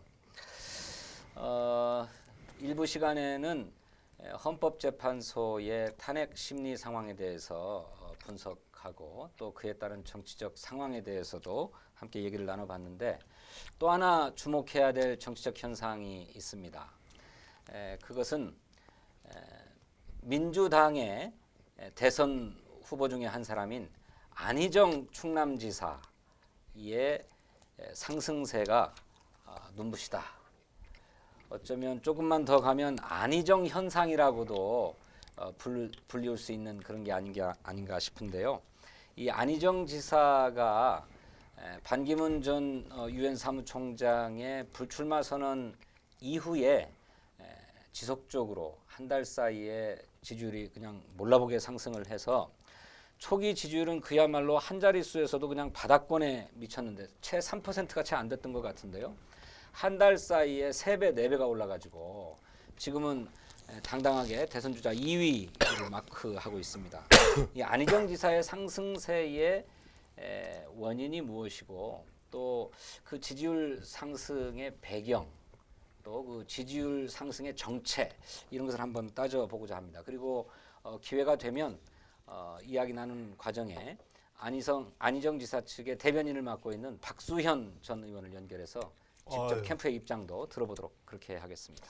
그리고요 댓글이 좀 많이 올라오고 있는데요. 예. 요 순서가 지나면 네. 바로 우리 시청자들과 함께 네. 채팅창에 무엇이든 질문하면 네. 우리가 그 자리에서 또 답변을 해드리고 증문즉답. 그런 게 있나요? 증문즉답 플러스 물어봐 붙어봐 물어봐 또 붙어봐. 그냥 한번 붙어봐도 되고요. 예. 그거를 안희정 지사 지지율 상승세 예. 이 진단 이후에 이후에. 좀 진행을 했으면 좋겠습니다. 예, 좋습니다. 그렇게 해보죠. 좀 전에 꼭지가 그럼 바뀌어야 되는 것 같으네요. 저희 아니 그건 하고 안희정 지사. 안희정 지사 얘기하고. 그게 아니라 예. 좀 전에 우리 저 위에 자막에 예. 손학규와 국민 주권 개혁 회의 그거 통합 그게 그 들어가 자막이 있었어요? 떴었던 네, 것 자막이 같아서. 자막이 잘못 네, 나갔네요. 네. 안희정 지사가 상승세입니다. 최재성 의원님도 그렇게 보이시죠? 지지율이 뭐 이미 입증하는 거니까요. 상승은 맞죠. 예, 상승은 맞습니까? 근데 성을 붙이면 안 상승이 됩니다. 안 이게 상승이다. 아재 개그의 아재 벗어나고 진짜. 안희정 지사가 이렇게 상승세를 보이고 있는 이유가 뭡니까? 저는 아주 우리 파일럿 방송에서도 한번 얘기한 기억이 있는데요. 네. 새누리당에 보통 특정 정당의 지지자였다가 이탈을 하면 네. 다른 정당으로 바로 안 가고 네. 어디 이렇게 잠깐 머물러 있잖아요. 네. 그게 짧게는 몇 달, 길게는 한 1년 이상씩 이렇게 머물러 있습니다. 네. 그 전에 2007년도 대선 때도 그 전에 열린우리당 야당 지지자들 이탈 현상들이 현저하게 진행이 돼서 2008년 총선의 경우에 11%까지 갔었습니다. 네. 우리 지지율이 네. 총선 전에 한 2달 전에. 그리고 대선 때도 뭐 530만 표 차이로 졌으니까요. 가장 많은 표 차이로. 그때도 열린우리당이 쭉 빠지고 몇 년 동안 쭉 빠졌죠. 네. 그런데 바로 안 가다가 대선 직전에 이제 이동을 하기 시작을 합니다. 쫙쫙 빠지면서. 그래서 제가 표현이 이혼하고 바로 재혼하기는 어려운 거 아니냐. 네. 그런데 이번 탄핵 정국에서 특이한 현상이 네. 중도층은 물론이고요. 새누리당 이탈자들이 야당으로 바로바로 넘어오는 폭이 20에서 30% 정도 됩니다. 네. 그래서 왜냐하면 부동층 비율은 여전히 비슷하거나 오히려 좀 줄어들고 있는 거거든요. 야당 지지율이 40% 돌파했고 네. 이미. 그래서 이 특이한 현상을 봤을 때 안희정 지사가 이 확장성을 가지고 네. 이거 잡아챌 수가 있다. 근데 그때는 그런 얘기는 안 했고 이게 특이한 현상이다. 이탈자들이 바로 이혼하고 재혼하는 현상들이 일정 정도 보이고 있다. 그래서 이게 이제 하나 크게 작동하고 있는 거고요. 그러니까 다시 말해서 반기문 총장에 대한 지지자들이 무당층이나 무응답층으로 빠지는 게 아니라 그것이 바로 안희정 지사 지지로 옮겨오고 있다 이런 말씀인가요? 저는 반기문 전 유엔 사무총장이 네. 지금 만약에 드롭을 하지 않은 상태라 하더라도 지지율을 치고 올라가지 못하고 네. 16%대에 있다면 네. 반기문 총장이 현재 레이스를 하고 있어도 네. 저는 안희정 지사의 지지율은 올라간다. 아, 왜냐하면 반기문 지지율이 올라가지 않고 현상 유지되고 정도는 있는 조금 다를 수 정도면 있지만 왜냐하면 황교안 지지율이 안 올라가는 거거든요. 네. 반기문이 있으면은 네. 그래서 안 지사는 확장폭이 원래 있는 거다. 원래 있는 거다. 그러면 통합의 리더십 그다음에 FTA 그 전부터 FTA 찬성한 거 아닙니까? 그걸 뭐 소신 발언이라고도 하고 그랬는데 네. 그런 게 또 실제로 안희정 지사의 생각이 그렇습니다. 집권 이후에 통합이 있다고 생각을 하는 것이고 네. 통합의 힘이 아니면은 이 국가 운영을 해나가기 어렵다. 이런 것이 아주 강하게 이렇게 자리 잡고 있는 분입니다. 그러니까 새누리당 이탈자들이 이렇게 속출하고 있고 지지율이 폭락하고 있고 바로바로 이혼 이후에 재혼하는 비율이 30% 가까이 되는 상황에선 당연히 이거 안 지사가 먹는 거고요. 더군다나 반기문 총장이 불출마 선언을 했단 말입니다. 충청권 아닙니까? 당연히 지역적인 또 이런 게 있고요. 그래서 저는 당분간 내려가지 않는다 이거는. 그리고 오히려 조금 더 올라갈 가능성이 있다. 네. 이렇게 보고 있습니다. 우리 김 의원님은 어떻게 보십니까? 정치라는 게 예. 운이라는 요소가 배제되기 어렵지 않습니까? 물론이죠. 예. 이게 예를 들어서 촛불 정국이라는 것이 중간에 작동하지 않았더라면 어쨌거나 그 개인의 여러 가지 내공이라든가 네. 또는 실력이라든가 이런 것을 다 차치하고 네. 상대적으로 그 시점에 더 부합하는 어떤 사이다 발언이라든가 네. 그런 성격을 가지고도 쭉 부상하는 이재명 시장이 그러니까 여러 가지 장점이 있지만 더 그것을 아주 폭발적으로 나타내는 그런 무대를 갖기가 좀 쉽지 않지 않습니까? 그렇죠. 네. 근데 그것이 어떻게 보면은 상대적으로 박 시장님의 지지율에 딱 발목을 잡은 네. 면이 있었지 않습니까? 네. 그러면서 박원순 시장님이 결국 이제 출마를 포기했죠. 사실 원점에서 고민한 하게 된 상황이 온 거 아닙니까? 예. 근데 그런 것과 마찬가지로 이 안지사 우리 뭐 최 의원님이나 저나 다 개인적으로 워낙 뭐 안지사를 좋아하고 뭐 가까운 사이들이니까 사실은 뭐 여러 가지에 대해서 이제 더 애정을 갖고 보는 면도 있고 기본적인 내공이라는 것이 있지만 그러나 이 상황에서 반기문이 무너졌을 뿐만 아니라 반기문이 무너졌다는 것은 반기문을 기대했던 보수 지형 자체가 확 무너진 이것 때문에 국민의 눈이 기본적으로 보수 내지는 저쪽 수구 정당들 무대에 가 있지를 않은 거예요. 저쪽 무대를 별로 보고 싶은 생각이 없는 거예요.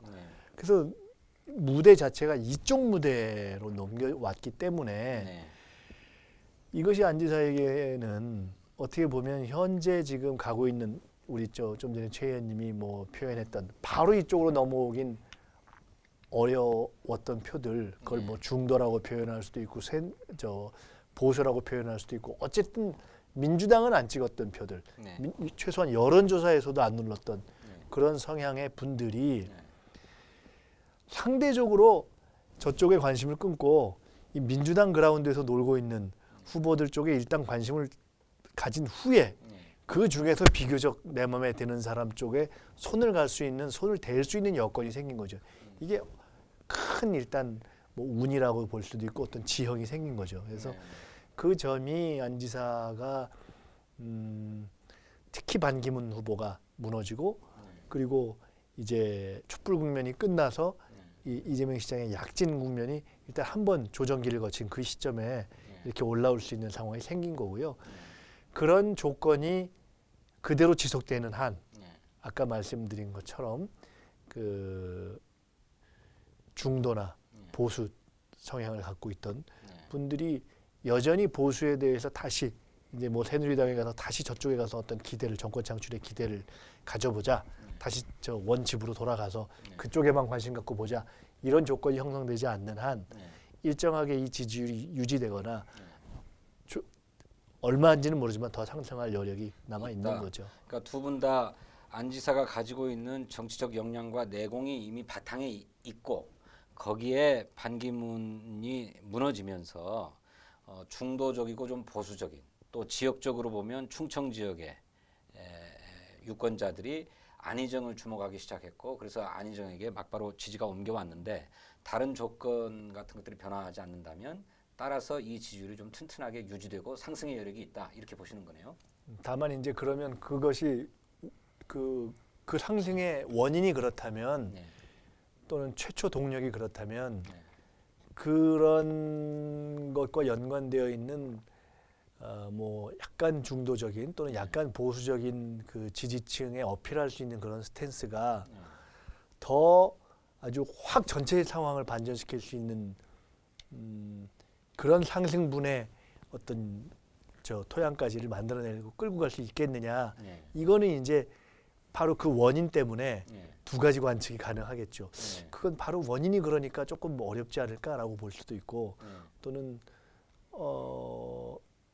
이것이 여러 가지 다른 요인과 결합해서 아예 더 확 크게 어떤 대세를 흔드는 것까지. 그래 이제 그건 다시 말해서 그러니까 민주당을 중심으로 한 야권의 대권 후보로 확 발돋움할 수 있을 것인가 하는 데 대해서는 그 지지율의 구성 자체가 한계가 있는 게 아니냐라고 그거 하는 이제 보는 눈이 다를 수가 있죠. 있다는 거잖아요. 근데 현재까지는 일단 현재까지의 그 상승세를 가져온 것은 그것은 꼭 그런 보수 중도층뿐만 아니라 안희정이라는 상품 자체가 갖고 있는 매력이 있어요. 기본적으로 뭐 젊음, 그다음에 뭐 언변, 그다음에 본인의 그것이 옳으냐 그르냐를 떠나서 자기의 어떤 주장을 이렇게 일관되게 가져가는 거 뭐 이런 등등이 그다음에 일정한 지역적 기반 이런 등등이 다 있는 거예요.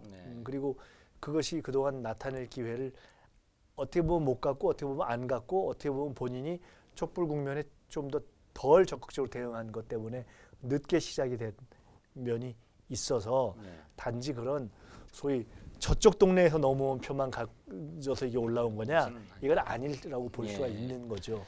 그렇게 보십니까? 예, 저는 예. 그 소위 말해서 지금 안지사의 상승이 예. 저는 더 상승 여력이 있다고 보고요. 네. 이제 하나 또 우리가 좀 주목해서 볼 것이 야권 지지자들의 정치적 경험입니다. 그리고 고비고비마다 혹은 길목길목마다 판단을 했던 야권 지지자들의 이 전략적 기준, 다양한 기준은 가히 세계적입니다. 그렇지 어디서도 이런 분들이 없어요. 그게 광주에서의 노무현의 기적 상상이나 했습니까? 그리고 우리 당 열린우리당 시절에 너무 헤매고 그 다음에 대통합민주신당이 출범하고 그래서 통합민주당으로 선거 치렀을 때 그 사이에 이 대선에 이 후보 경선에 실패했던 손학규 지사를 총선 당대표로 만들죠. 그 다음에 2010년도에 우리가 또 지지부진했잖아요. 지방선거를 이겼는데 이게 또 정권 교체의 가능성은 그때 충분히 읽혀지지 않고 있었을 때 광주에서 또 손학규 대표를 당대표로 선택을 했습니다. 정동영 2등, 정세균 3등. 정세균 처음으로 지방선거를 이겼던 가장 안정적으로 당을 관리했던 분인데요. 광주의 선택은 늘, 호남의 선택은 늘, 또 야당의 선택은 늘 굉장히 다양하고 유연하고 전략적이었습니다. 안희정 지지 지금 이렇게 상승 요인을 보수에서만 새누리당 지지 중도에서만 보고 관찰하는 것은 하나를 놓친 거다. 제가 보기엔 야당 지지자들이 아직 폭발적으로 혹은 의미 있게 안희정을 지지하는 것은 아닙니다. 그러나 여기에 저는 추가 상승 요인들이 있다. 그러니까 그래서 대연정 첫 시발 그 기름은 중도나 보수 쪽에서 네, 많이 온 게 그렇습니다. 맞는데 예. 그렇다고 해서 그러면은 야권에서 야권 기름이 붙을 가능성이 없다라고 볼 거냐? 이제 그건 아니라는. 그렇습니다. 말씀이죠. 왜냐하면 특히 야당에서 더 전략적으로 사고하는 사람이나 또 아니면은 야당의 소극적 지지자나 이런 분들 속에서 그러니까 아주 극단적인 거죠. 가장 전략적 의식이 높은 사람 층에 있는 야당 지지자 또 소극적 지지자 이쪽에서 휘발성이 굉장히 있다. 저는 그렇게 보고 있습니다. 그런데 뭐 출마 선언을 할 때도 그랬습니다만 안 지사는 계속 중도 보수층을 염두에 둔 듯한 발언들을 많이 하고 계세요. 최근에 새누리당과도 대연정을 하겠다라고 한 발언이 아주 대표적인 예인데요. 그게 이런 겁니다. 예를 들어서 SNS 이렇게 키워드 분석 같은 거 한 거 보면 대연정에 대해서 찬성한다. 이런 이제 우호적인 발언이 5%가 안 돼요. 3몇 프로 정도 나오고 그거 적절치 않다가 75% 정도 나오거든요. 네. 근데 저는 이것만 보면 안 된다고 봅니다. 아까 서두에 말씀드렸던 야당 지지자들의 정치적 경험 이것은 DJP 연합, 노무현과 정몽준의 연합, 그 단일화, 그다음에 손학규의 당대표 선출 이런 등등을 봤을 때 굉장히 유연하고 다양하고 전략적입니다. 그래서 안희정 카드가 보수로부터 상승세의 자원이 마련이 됐지만 대연정 문제나 사드 문제나 이것을 넘어서는 판단을 하는 분들이 굉장히 많다는 겁니다. 집권을 위해서.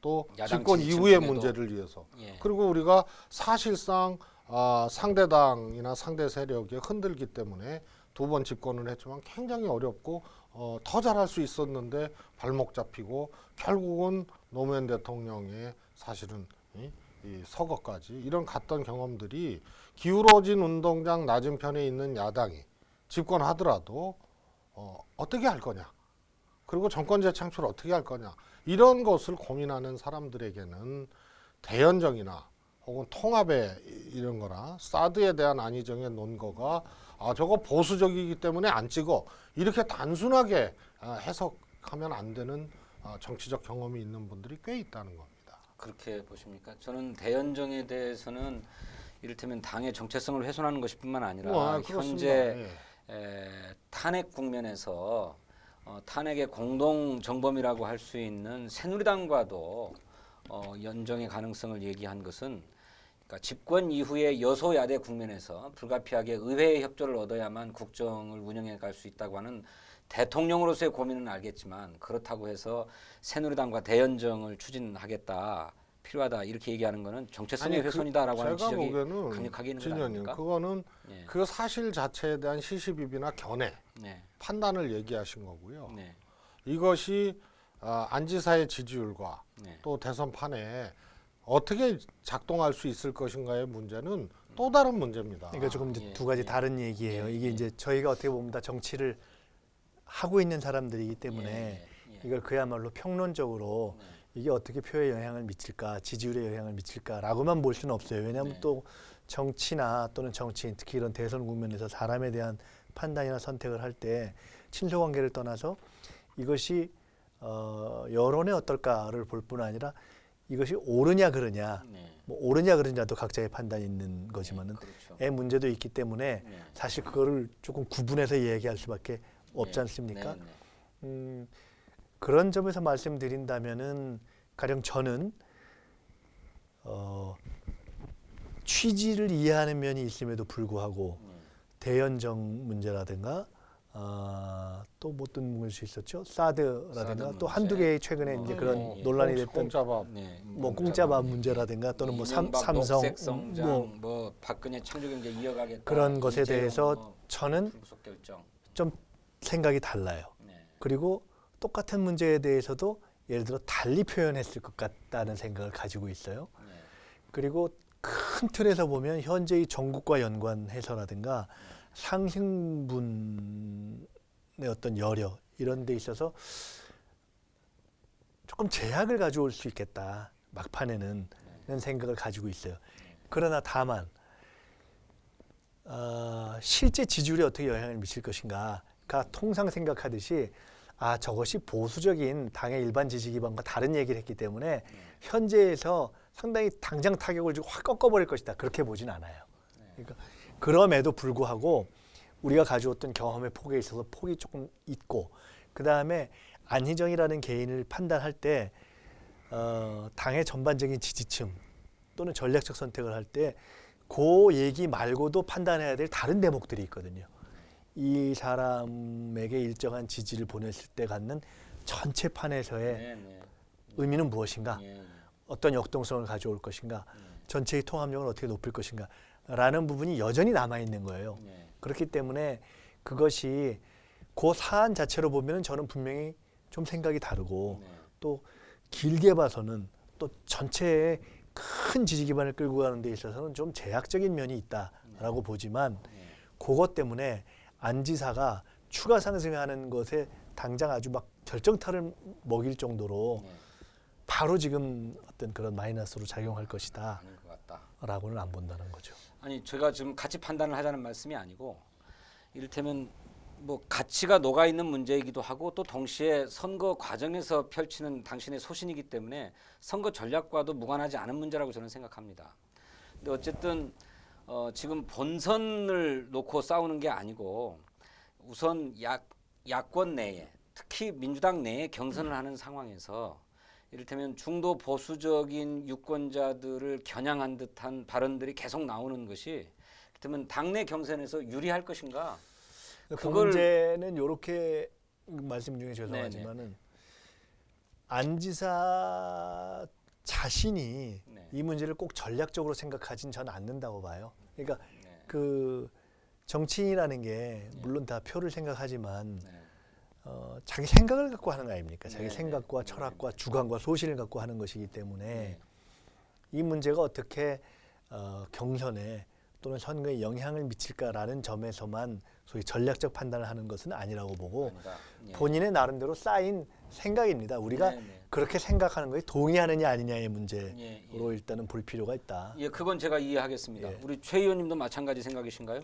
전략과 무관하게 정치적인 소신이나 철학에 입각한 것이다. 저는 뭐 두 가지 다 있다고 봅니다. 전략은 어떻게 그렇습니까? 우선은 안희정 지사에게는 네. 두 가지가 실제로 있는 겁니다.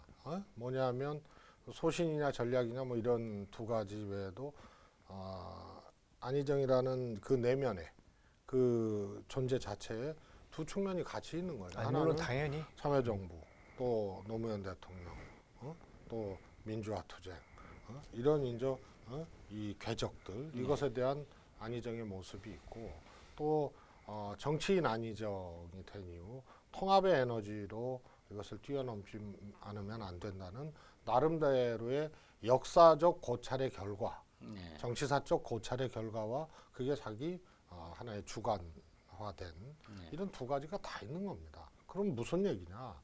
이 두 가지가 다 있다는 것은 이슈 리딩 능력과 전략적 구사 능력이 굉장히 좀 편하게 뭐라 그럴까 자유롭게 이렇게 될 수 있는 겁니다. 예를 들어서 오늘 같은 경우에 이 노무현 대통령이 계셨다면 문재인 전 대표, 안희정 다 이렇게 격려했을 건데 아마 나를 더 이렇게 편들어줬을 거다 이런 식의 얘기를 하신 것이 안희정의 또 다른 적통, 또 다른 정통성 이런 모습이고요.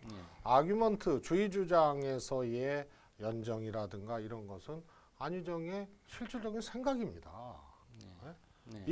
이게 다 있기 때문에 전략이 일부러 하려 그러면 안 되잖아요. 이승만, 박정희 묘소 갈 거냐 말 거냐로 야당 대표, 야당 정치들이 엄청 고민하지만 안희정의 생각이고 안희정이 노선인 거죠. 가면은 적통이고 정통성이 있고 궤적이 있기 때문에 또 생각이 그러기 때문에 이게 그렇게 다른 야당 정치인처럼 논란이 되지 않는 이런 게 굉장한 전략적 유연성이 있다. 그다음에 최근에 한 2, 3주만 딱 보더라도 이슈 리딩은 안희정 지사가 한 겁니다.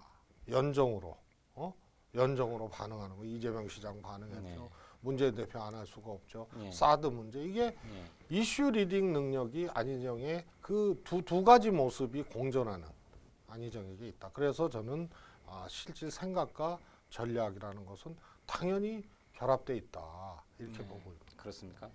그러니까 제가 구태여 이거를 전략적으로 이해해 본다면 뭐 지금은 이제 이재명 시장의 지지율이 많이 이제 빠진 상황이긴 한데 이재명 시장이 우리 야권 지지층의 왼쪽 아주 진보적이고 원칙적인 유권자들을 이렇게 점유하고 있다면 안희정 지사의 확장력은 역시 좀 우리 민주당의 오른쪽에 계신 조금 중도적이고 조금 보수적인 분들을 자기 기반으로 해야만 본인의 정치적 기반이 형성될 수 있겠다.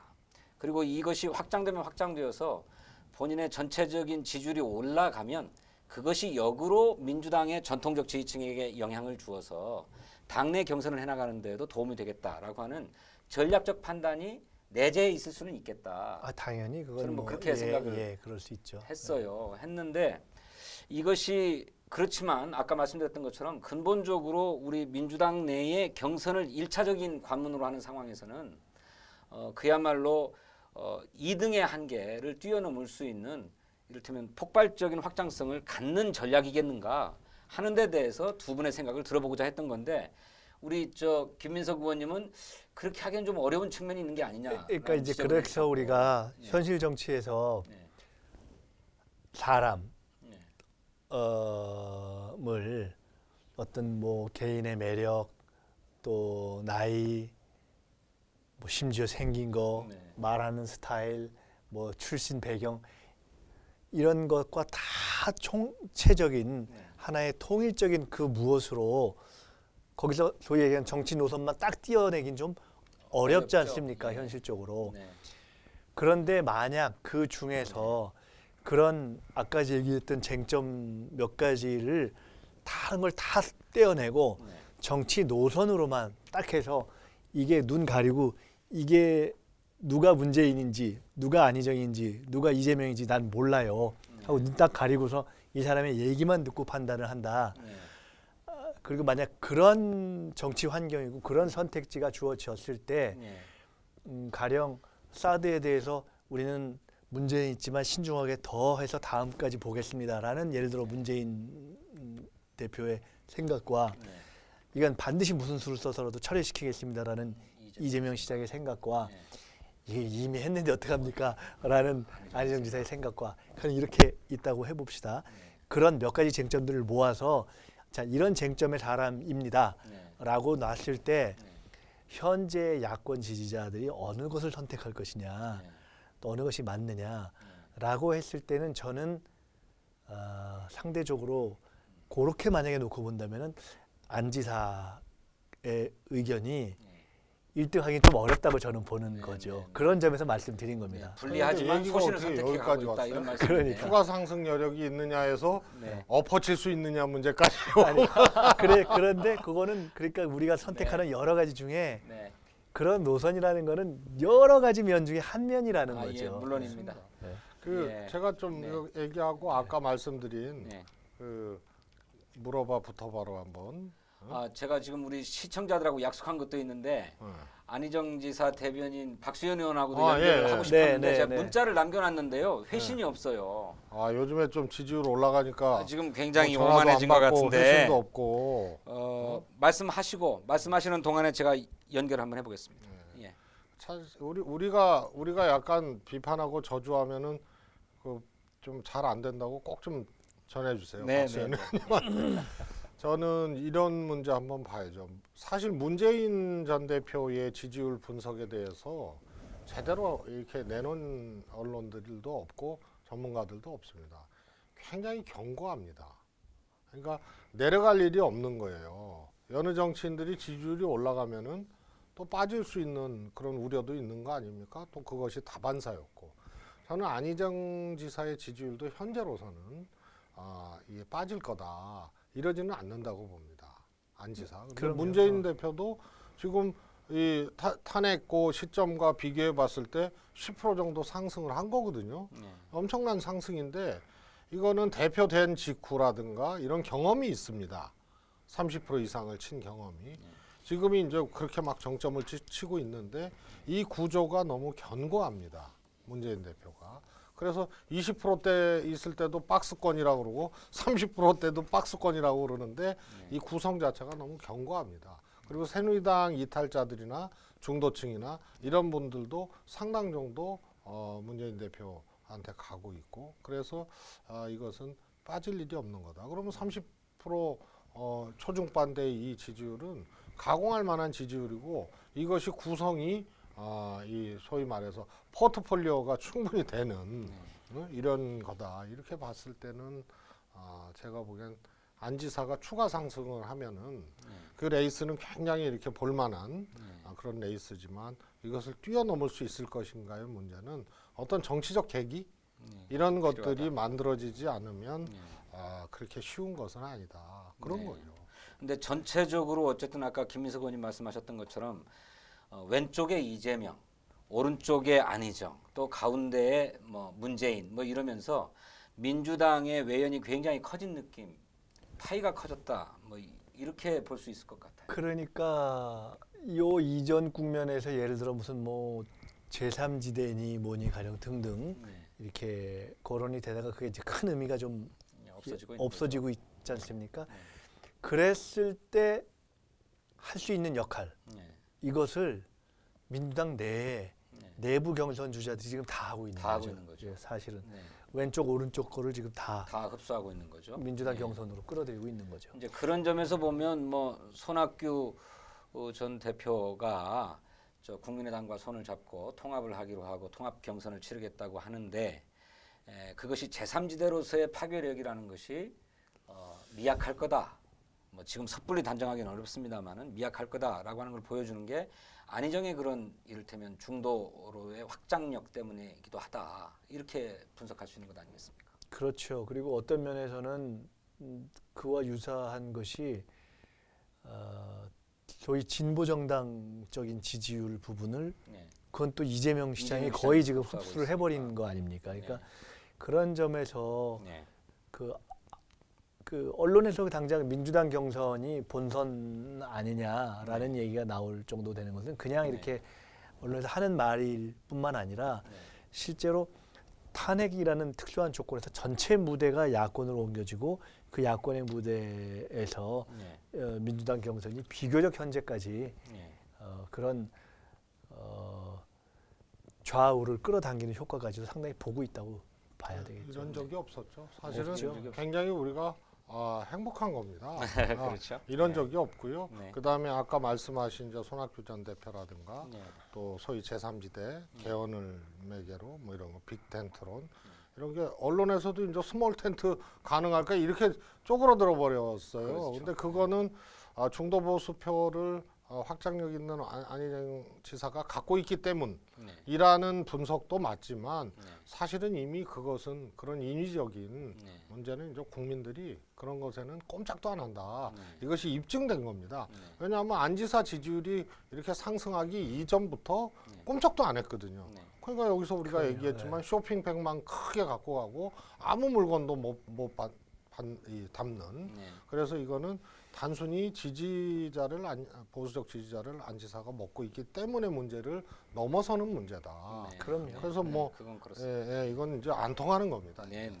그래서 한 말씀 더 드리자면 우리 여기 이 진성준 의원과 또 김민석 단장님 저 이렇게 있는데 이재명 또 문재인 후보 그다음에 우리 안희정 후보 이렇게 있잖아요. 여기도 이렇게 딱 보면 좀 이렇게 안희정 후보 쪽에 이런 이 넉넉한 생각 뭐 이런 김민석 단장님은 좀 그런 편. 우리 진성준 의원님은 정말 송곳이고 말이에요.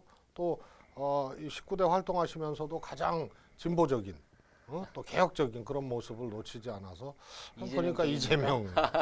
저는 뭐 제가 꼭 그렇다는 거는 아닌데 이렇게 보면은 또 가운데인 것 같은. 이렇게 문재인 같고. 이거 뭐 편파 방송 아니랄까봐 말이야. 모든 과정이 지금 그 편파로 가기 위한 지금 일부러 우리를 지금 이거 이상해요. 동의하시지 우리를 않아요? 지금 이재명과 안희정으로 일단 이렇게 제껴버리고 만들어 아니 놓고 실제로 그러지 않냐고 이렇게. 성향이 네. 저는 진보적인 사람이죠. 그렇죠. 이재명 시장님. 이재명 시장 아주 화통하고 사이다 발언 아주 좋습니다. 요즘 좀 지지율이 주춤해가지고 우리가 속이 상해요. 저는 근데 더 사실은 안지사하고 굉장히 가깝고 굉장히 친하잖아요. 요즘에 표정이 좋으세요. 근데 저는 요새 아까 말씀드렸지만 요새 몇 가지에 대해서는 좀 저렇게 얘기 안 했으면 좋겠다는 또 생각하고 있어요. 정말입니까? 예, 모처럼 즐거운 시간이었습니다. 이제 말씀이 많이 길어져 가지고 늘 제가 시간 관리에 실패하고 있는데 아까 약속했던 안희정 지사 캠프의 박수현 대변인에게 전화를 했는데 결국 통화에 실패했습니다. 지지율 상승세의 후과인 것 같습니다만 다음 기회에 한번 모실 수 있도록 하고요. 이제 무엇이든 물어보세요. 아까 약속했던 코너 진행해 보도록 하겠습니다. 물어봐 붙어봐로 합시다. 물어봐 붙어봐. 체인지 2017 쓰시는 분이 계엄령을 선포하라는 표, 이것이 내란 선동죄 혹은 국가보안법과 상관없습니까? 이렇게 물었습니다. 이 문제에 대해서는 국가보안법 위반 사범께서 답변해 주셔야 될 것 같은데 우리 최재성 의원님 국가보안법 위반하셨던가요? 저요? 예. 막걸리 보안법. 막걸리 보안법. 그거 답변해 주셔야 되겠습니다. 우리 집이 빨간 벽돌 집이라고. 글쎄 저렇게 적용하기는 이제 어렵죠. 어렵다 이런 이상입니다. 말씀드립니다. 그 다음에 김무성이 나오면 위협될까요? 라는 질문이 있는데 우리 김민석 의원님 답변해 주시죠. 위협이 될 수도 있죠. 보수 세력에게. 보수 세력. 아니 근데 저거는 좀 정리한 것 같고 좀 지금 심하지 올라오는 않냐, 거는 뭐 좀 이런 다른 얘기가 되겠죠. 것 같아요. 예. 이거 보수 세력에게 위협적이다. 아니 조금 심하지 않냐 이런 분위기가 되지 않을까요? 참 장강무성이 아니고 이제 아예 소리도 안 들려요. 이제 사장님에 대한 질문입니다. 유승민에 대해서도 한 말씀 해주세요. 이렇게 해놨네요. 우리 IOC 위원 IOC 위원입니까 유승민이? 탁구. 그 말씀이 아닌 것 같습니다. 바른정당의 유승민 국방위원장 전. 예. 유시민인지 잘못 알고 지지율이 나온다고 또 누가 그러더니 지금 그건 IOC라고 말씀을. 정치가 이렇게 뭡니까? 그래도 국가 지도자, 국정을 책임질 그런 거에는 여러 요소들을 다 국민들이 보죠. 그래서 유승민 의원님 아주 장점도 많고 특히 논리나 그러니까 이 신원서판이 되는 사람이죠. 그것만 가지고는 이 격동기의 대한민국 또 어떻게 보면은 굉장히 위기적 측면이 있는 대한민국의 선장으로 이렇게 국민들이 생각하기는 쉽지 않을 것 같습니다. 그래서 예. 그 지지율이 뭐 반등이 된다거나 예. 이런 문제는 이제 쉽지 않다고 보고요. 또 하나는 이제 바른정당, 바른정당에서 남경필 지사와 경쟁하겠다는 건데 바른정당이 우선 반기문 실패했고요. 우선 반기문을 후보로 만들겠다는 그것 자체가 굉장히 어설픈 생각이었잖아요. 그러다 보니까 이미 반기문 영입이 실패한 바른정당이기 때문에 다른 남경필, 유승민 후보는 어떻게 보면 뭐 이부 리그 뭐 이렇게 이제 좀 여겨지는 게 있고 또 정당으로서 바른정당의 지속성, 안정성 이런 것들을 과연 그쪽 보수 진영에서 어떻게 볼 것인가 이런 문제하고 결합돼서 제가 보기엔 큰 의미를 찾기는 쉽지 않다. 근데 유승민 의원은 안희정 지사하고 또 다른 차원에서 자기는 새누리당 후보하고도 단일화하겠다 이런 얘기를 했어요. 근데 그에 대해서 남경필 의원은 그게 무슨 소리냐? 그러자면 우리가 왜 탈당했느냐 이런 얘기를 했는데 글쎄요, 전 유승민 의원이 갖고 있는 장점이 많이 있다고 보는데 그 새누리당하고도 단일화할 수 있다 이런 얘기는 좀 실망스럽더라고요. 그걸로 뭐하러 저걸 나와서 장난도 아니고 수구 본색이라고 예. 할 수 있는 얘기였던가라고 저는 생각하는데 그래서 결국은 자기들끼리 이제 집권이 불가능해졌다 정도 가면은 생존을 위해서 이제 수싸움에 들어가고 또 이전 투구하게 돼 있죠. 근데 제가 이상한 게 말이죠. 여론조사들을 잠깐 보니까 보수층에서 보수 진영 후보 적합도를 유승민, 황교안을 넣어봤는데 유승민이 훨씬 높아요.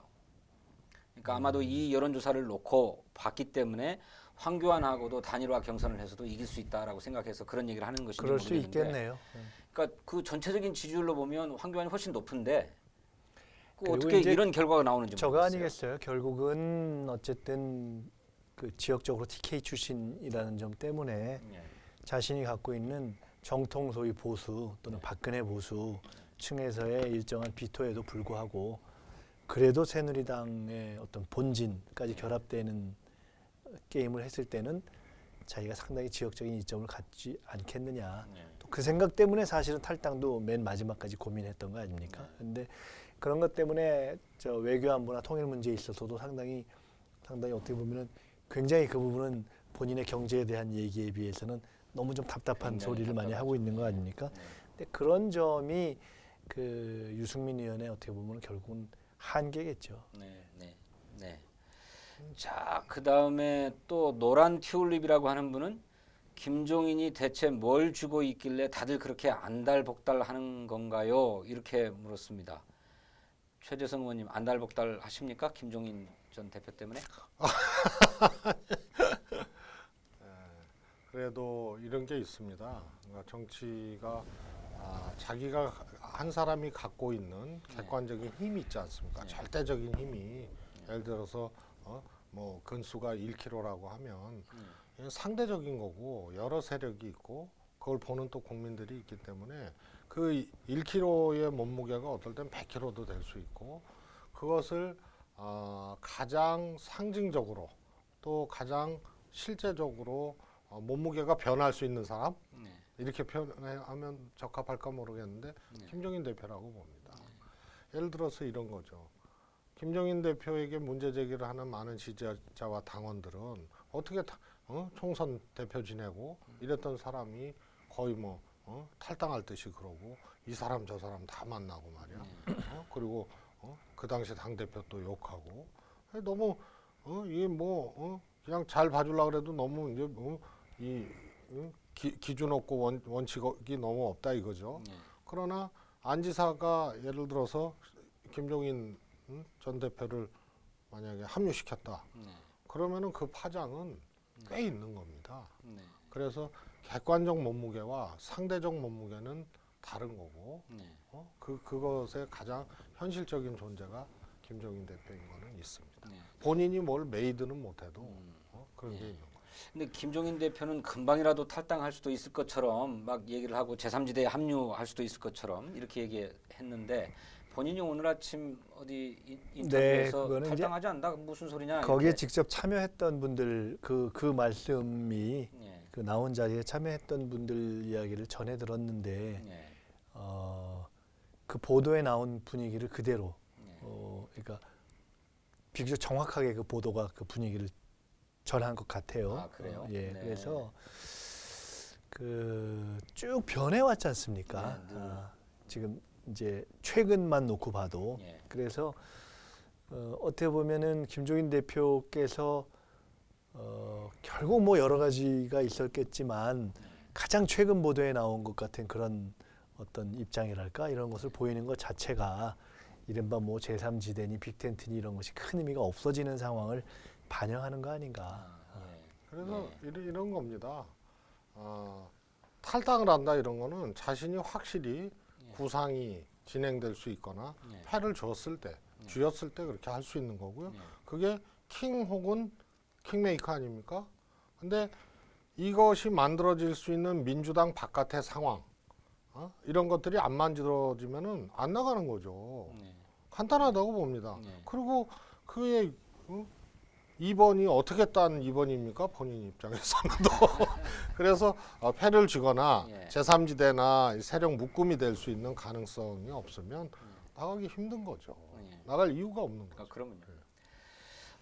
저기 최재성짱이라고 하는 아이디를 쓰시는 분이네요. 뭐 최재성 의원님 팬이신 모양인데 최재성 의원이 문캠에 있어야 든든한데 현재 역할은 뭡니까? 이렇게 물었고 또 올리비아라고 하는 분도 세 분도 다 캠프에 들어가십니까? 어디 들어가십니까? 이렇게 묻고 계세요. 먼저 우리 저 김민석 의원님께서는 지금 당직을 맡고 계시는데 네. 캠프에 결합하시기는 어려우시죠? 그래서 캠프에 저는 결합을 못 하죠. 예, 저희는 못하고. 이제 경선이 끝나야 예. 선대위 체계로 결합하시는 거고. 우리 최재성 의원님은 어디 결합하십니까? 저는 아까 뭐 문재인 최측근 저요? 성이 최 씨라서 그런 거고요. 생각 중입니다. 아직 결심을 못 하셨군요. 예. 예. 저는 저 민주정책연구원의 부원장, 상근 부원장을 맡고 있는 관계로 역시 캠프에 결합하고 있지 않다 하는 말씀을 드리겠습니다. 아니 근데 부원장, 네. 특보단장 이러면 캠프 결합이 안 되나요? 특보단장은 지금 대표 특보단장이 돼서 예. 하기가 좀 그렇죠. 왜요? 봉급 받습니까? 아니 그게 아니라 정규직입니까? 아니 당황하셨습니까?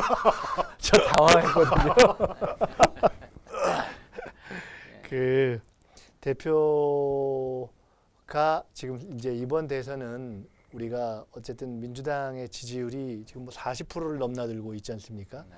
그러니까 어느 때보다도 당이 안정된 상황에서 선거를 치르고 그리고 게다가 이제 탄핵이 인용되면 2개월 안에 모든 걸 다 해치워야 되는 이런 상황이어서 당이 준비해야 될 것이 많고 그래서 이른바 당 중심의 선거 운동을 해야 되는 차원이어서 과거에 비해서 이제 당직자들이 어디 캠프에 결합하기가 좀 어렵죠. 네, 그러니까 경선이 끝나서 전체 당의 선대위가 꾸려질 때 함께 결합할 준비, 그때 당이 선거를 치를 준비를 하는 것이 이제 이번 국면에서는 저희들의 소임인 것 같습니다. 예.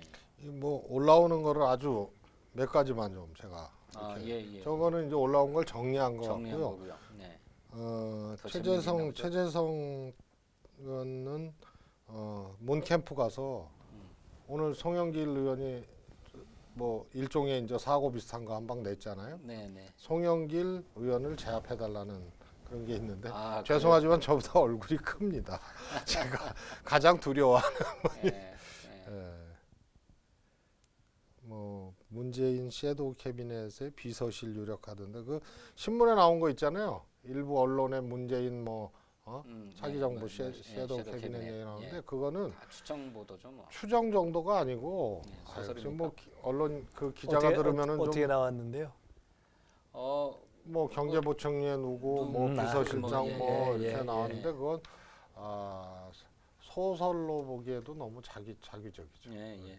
그건 뭐 근거 없이 성립될 그냥 수 없는. 지금은 이제 써야 되니까 쓰는 뭐 이런 머릿속에서 때니까요. 불려가지고 쓴 것 같아요. 내가 보기엔 특히 경제 라인이나 예. 뭐 이쪽 쓴 거 보니까 저 기자가 저 사람들 거기에 거론된 분 자기가 쓰면서 물 먹이는 거 아닌가 네. 너무 엉터리입니다.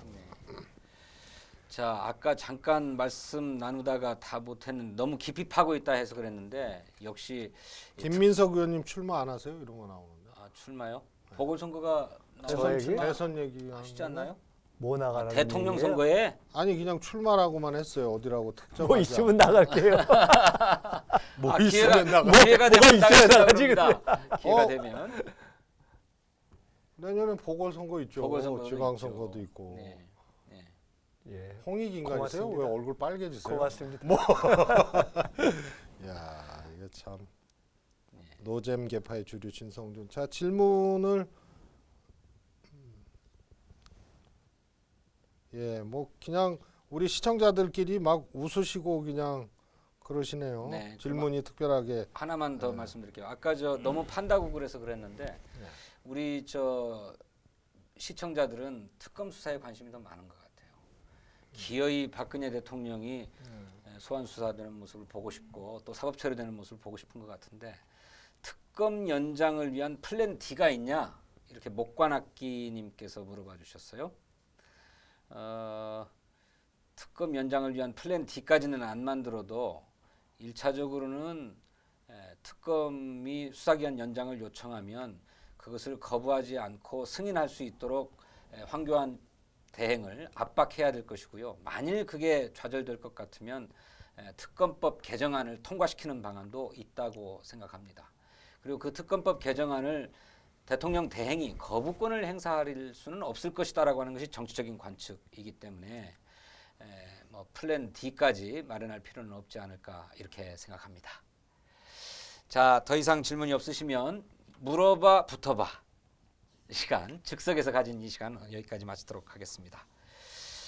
오늘 제가 시간 관리에 실패하는 바람에 무려 30분이 더 방송 시간을 넘겼습니다. 앞으로는 방송 시간을 또 좀 정확하게 지킬 수 있도록 프로 MC다운 모습을 보일 수 있도록 노력하겠고 또 시청자 여러분과 약속한 일이 있다면 반드시 이행하도록 최선을 다하겠습니다. 늦은 밤까지 민주종편 TV 시사파 시청해 주신 여러분 진심으로 감사드립니다. 다음 주 수요일 밤 9시에 또 뵙겠습니다. 고맙습니다.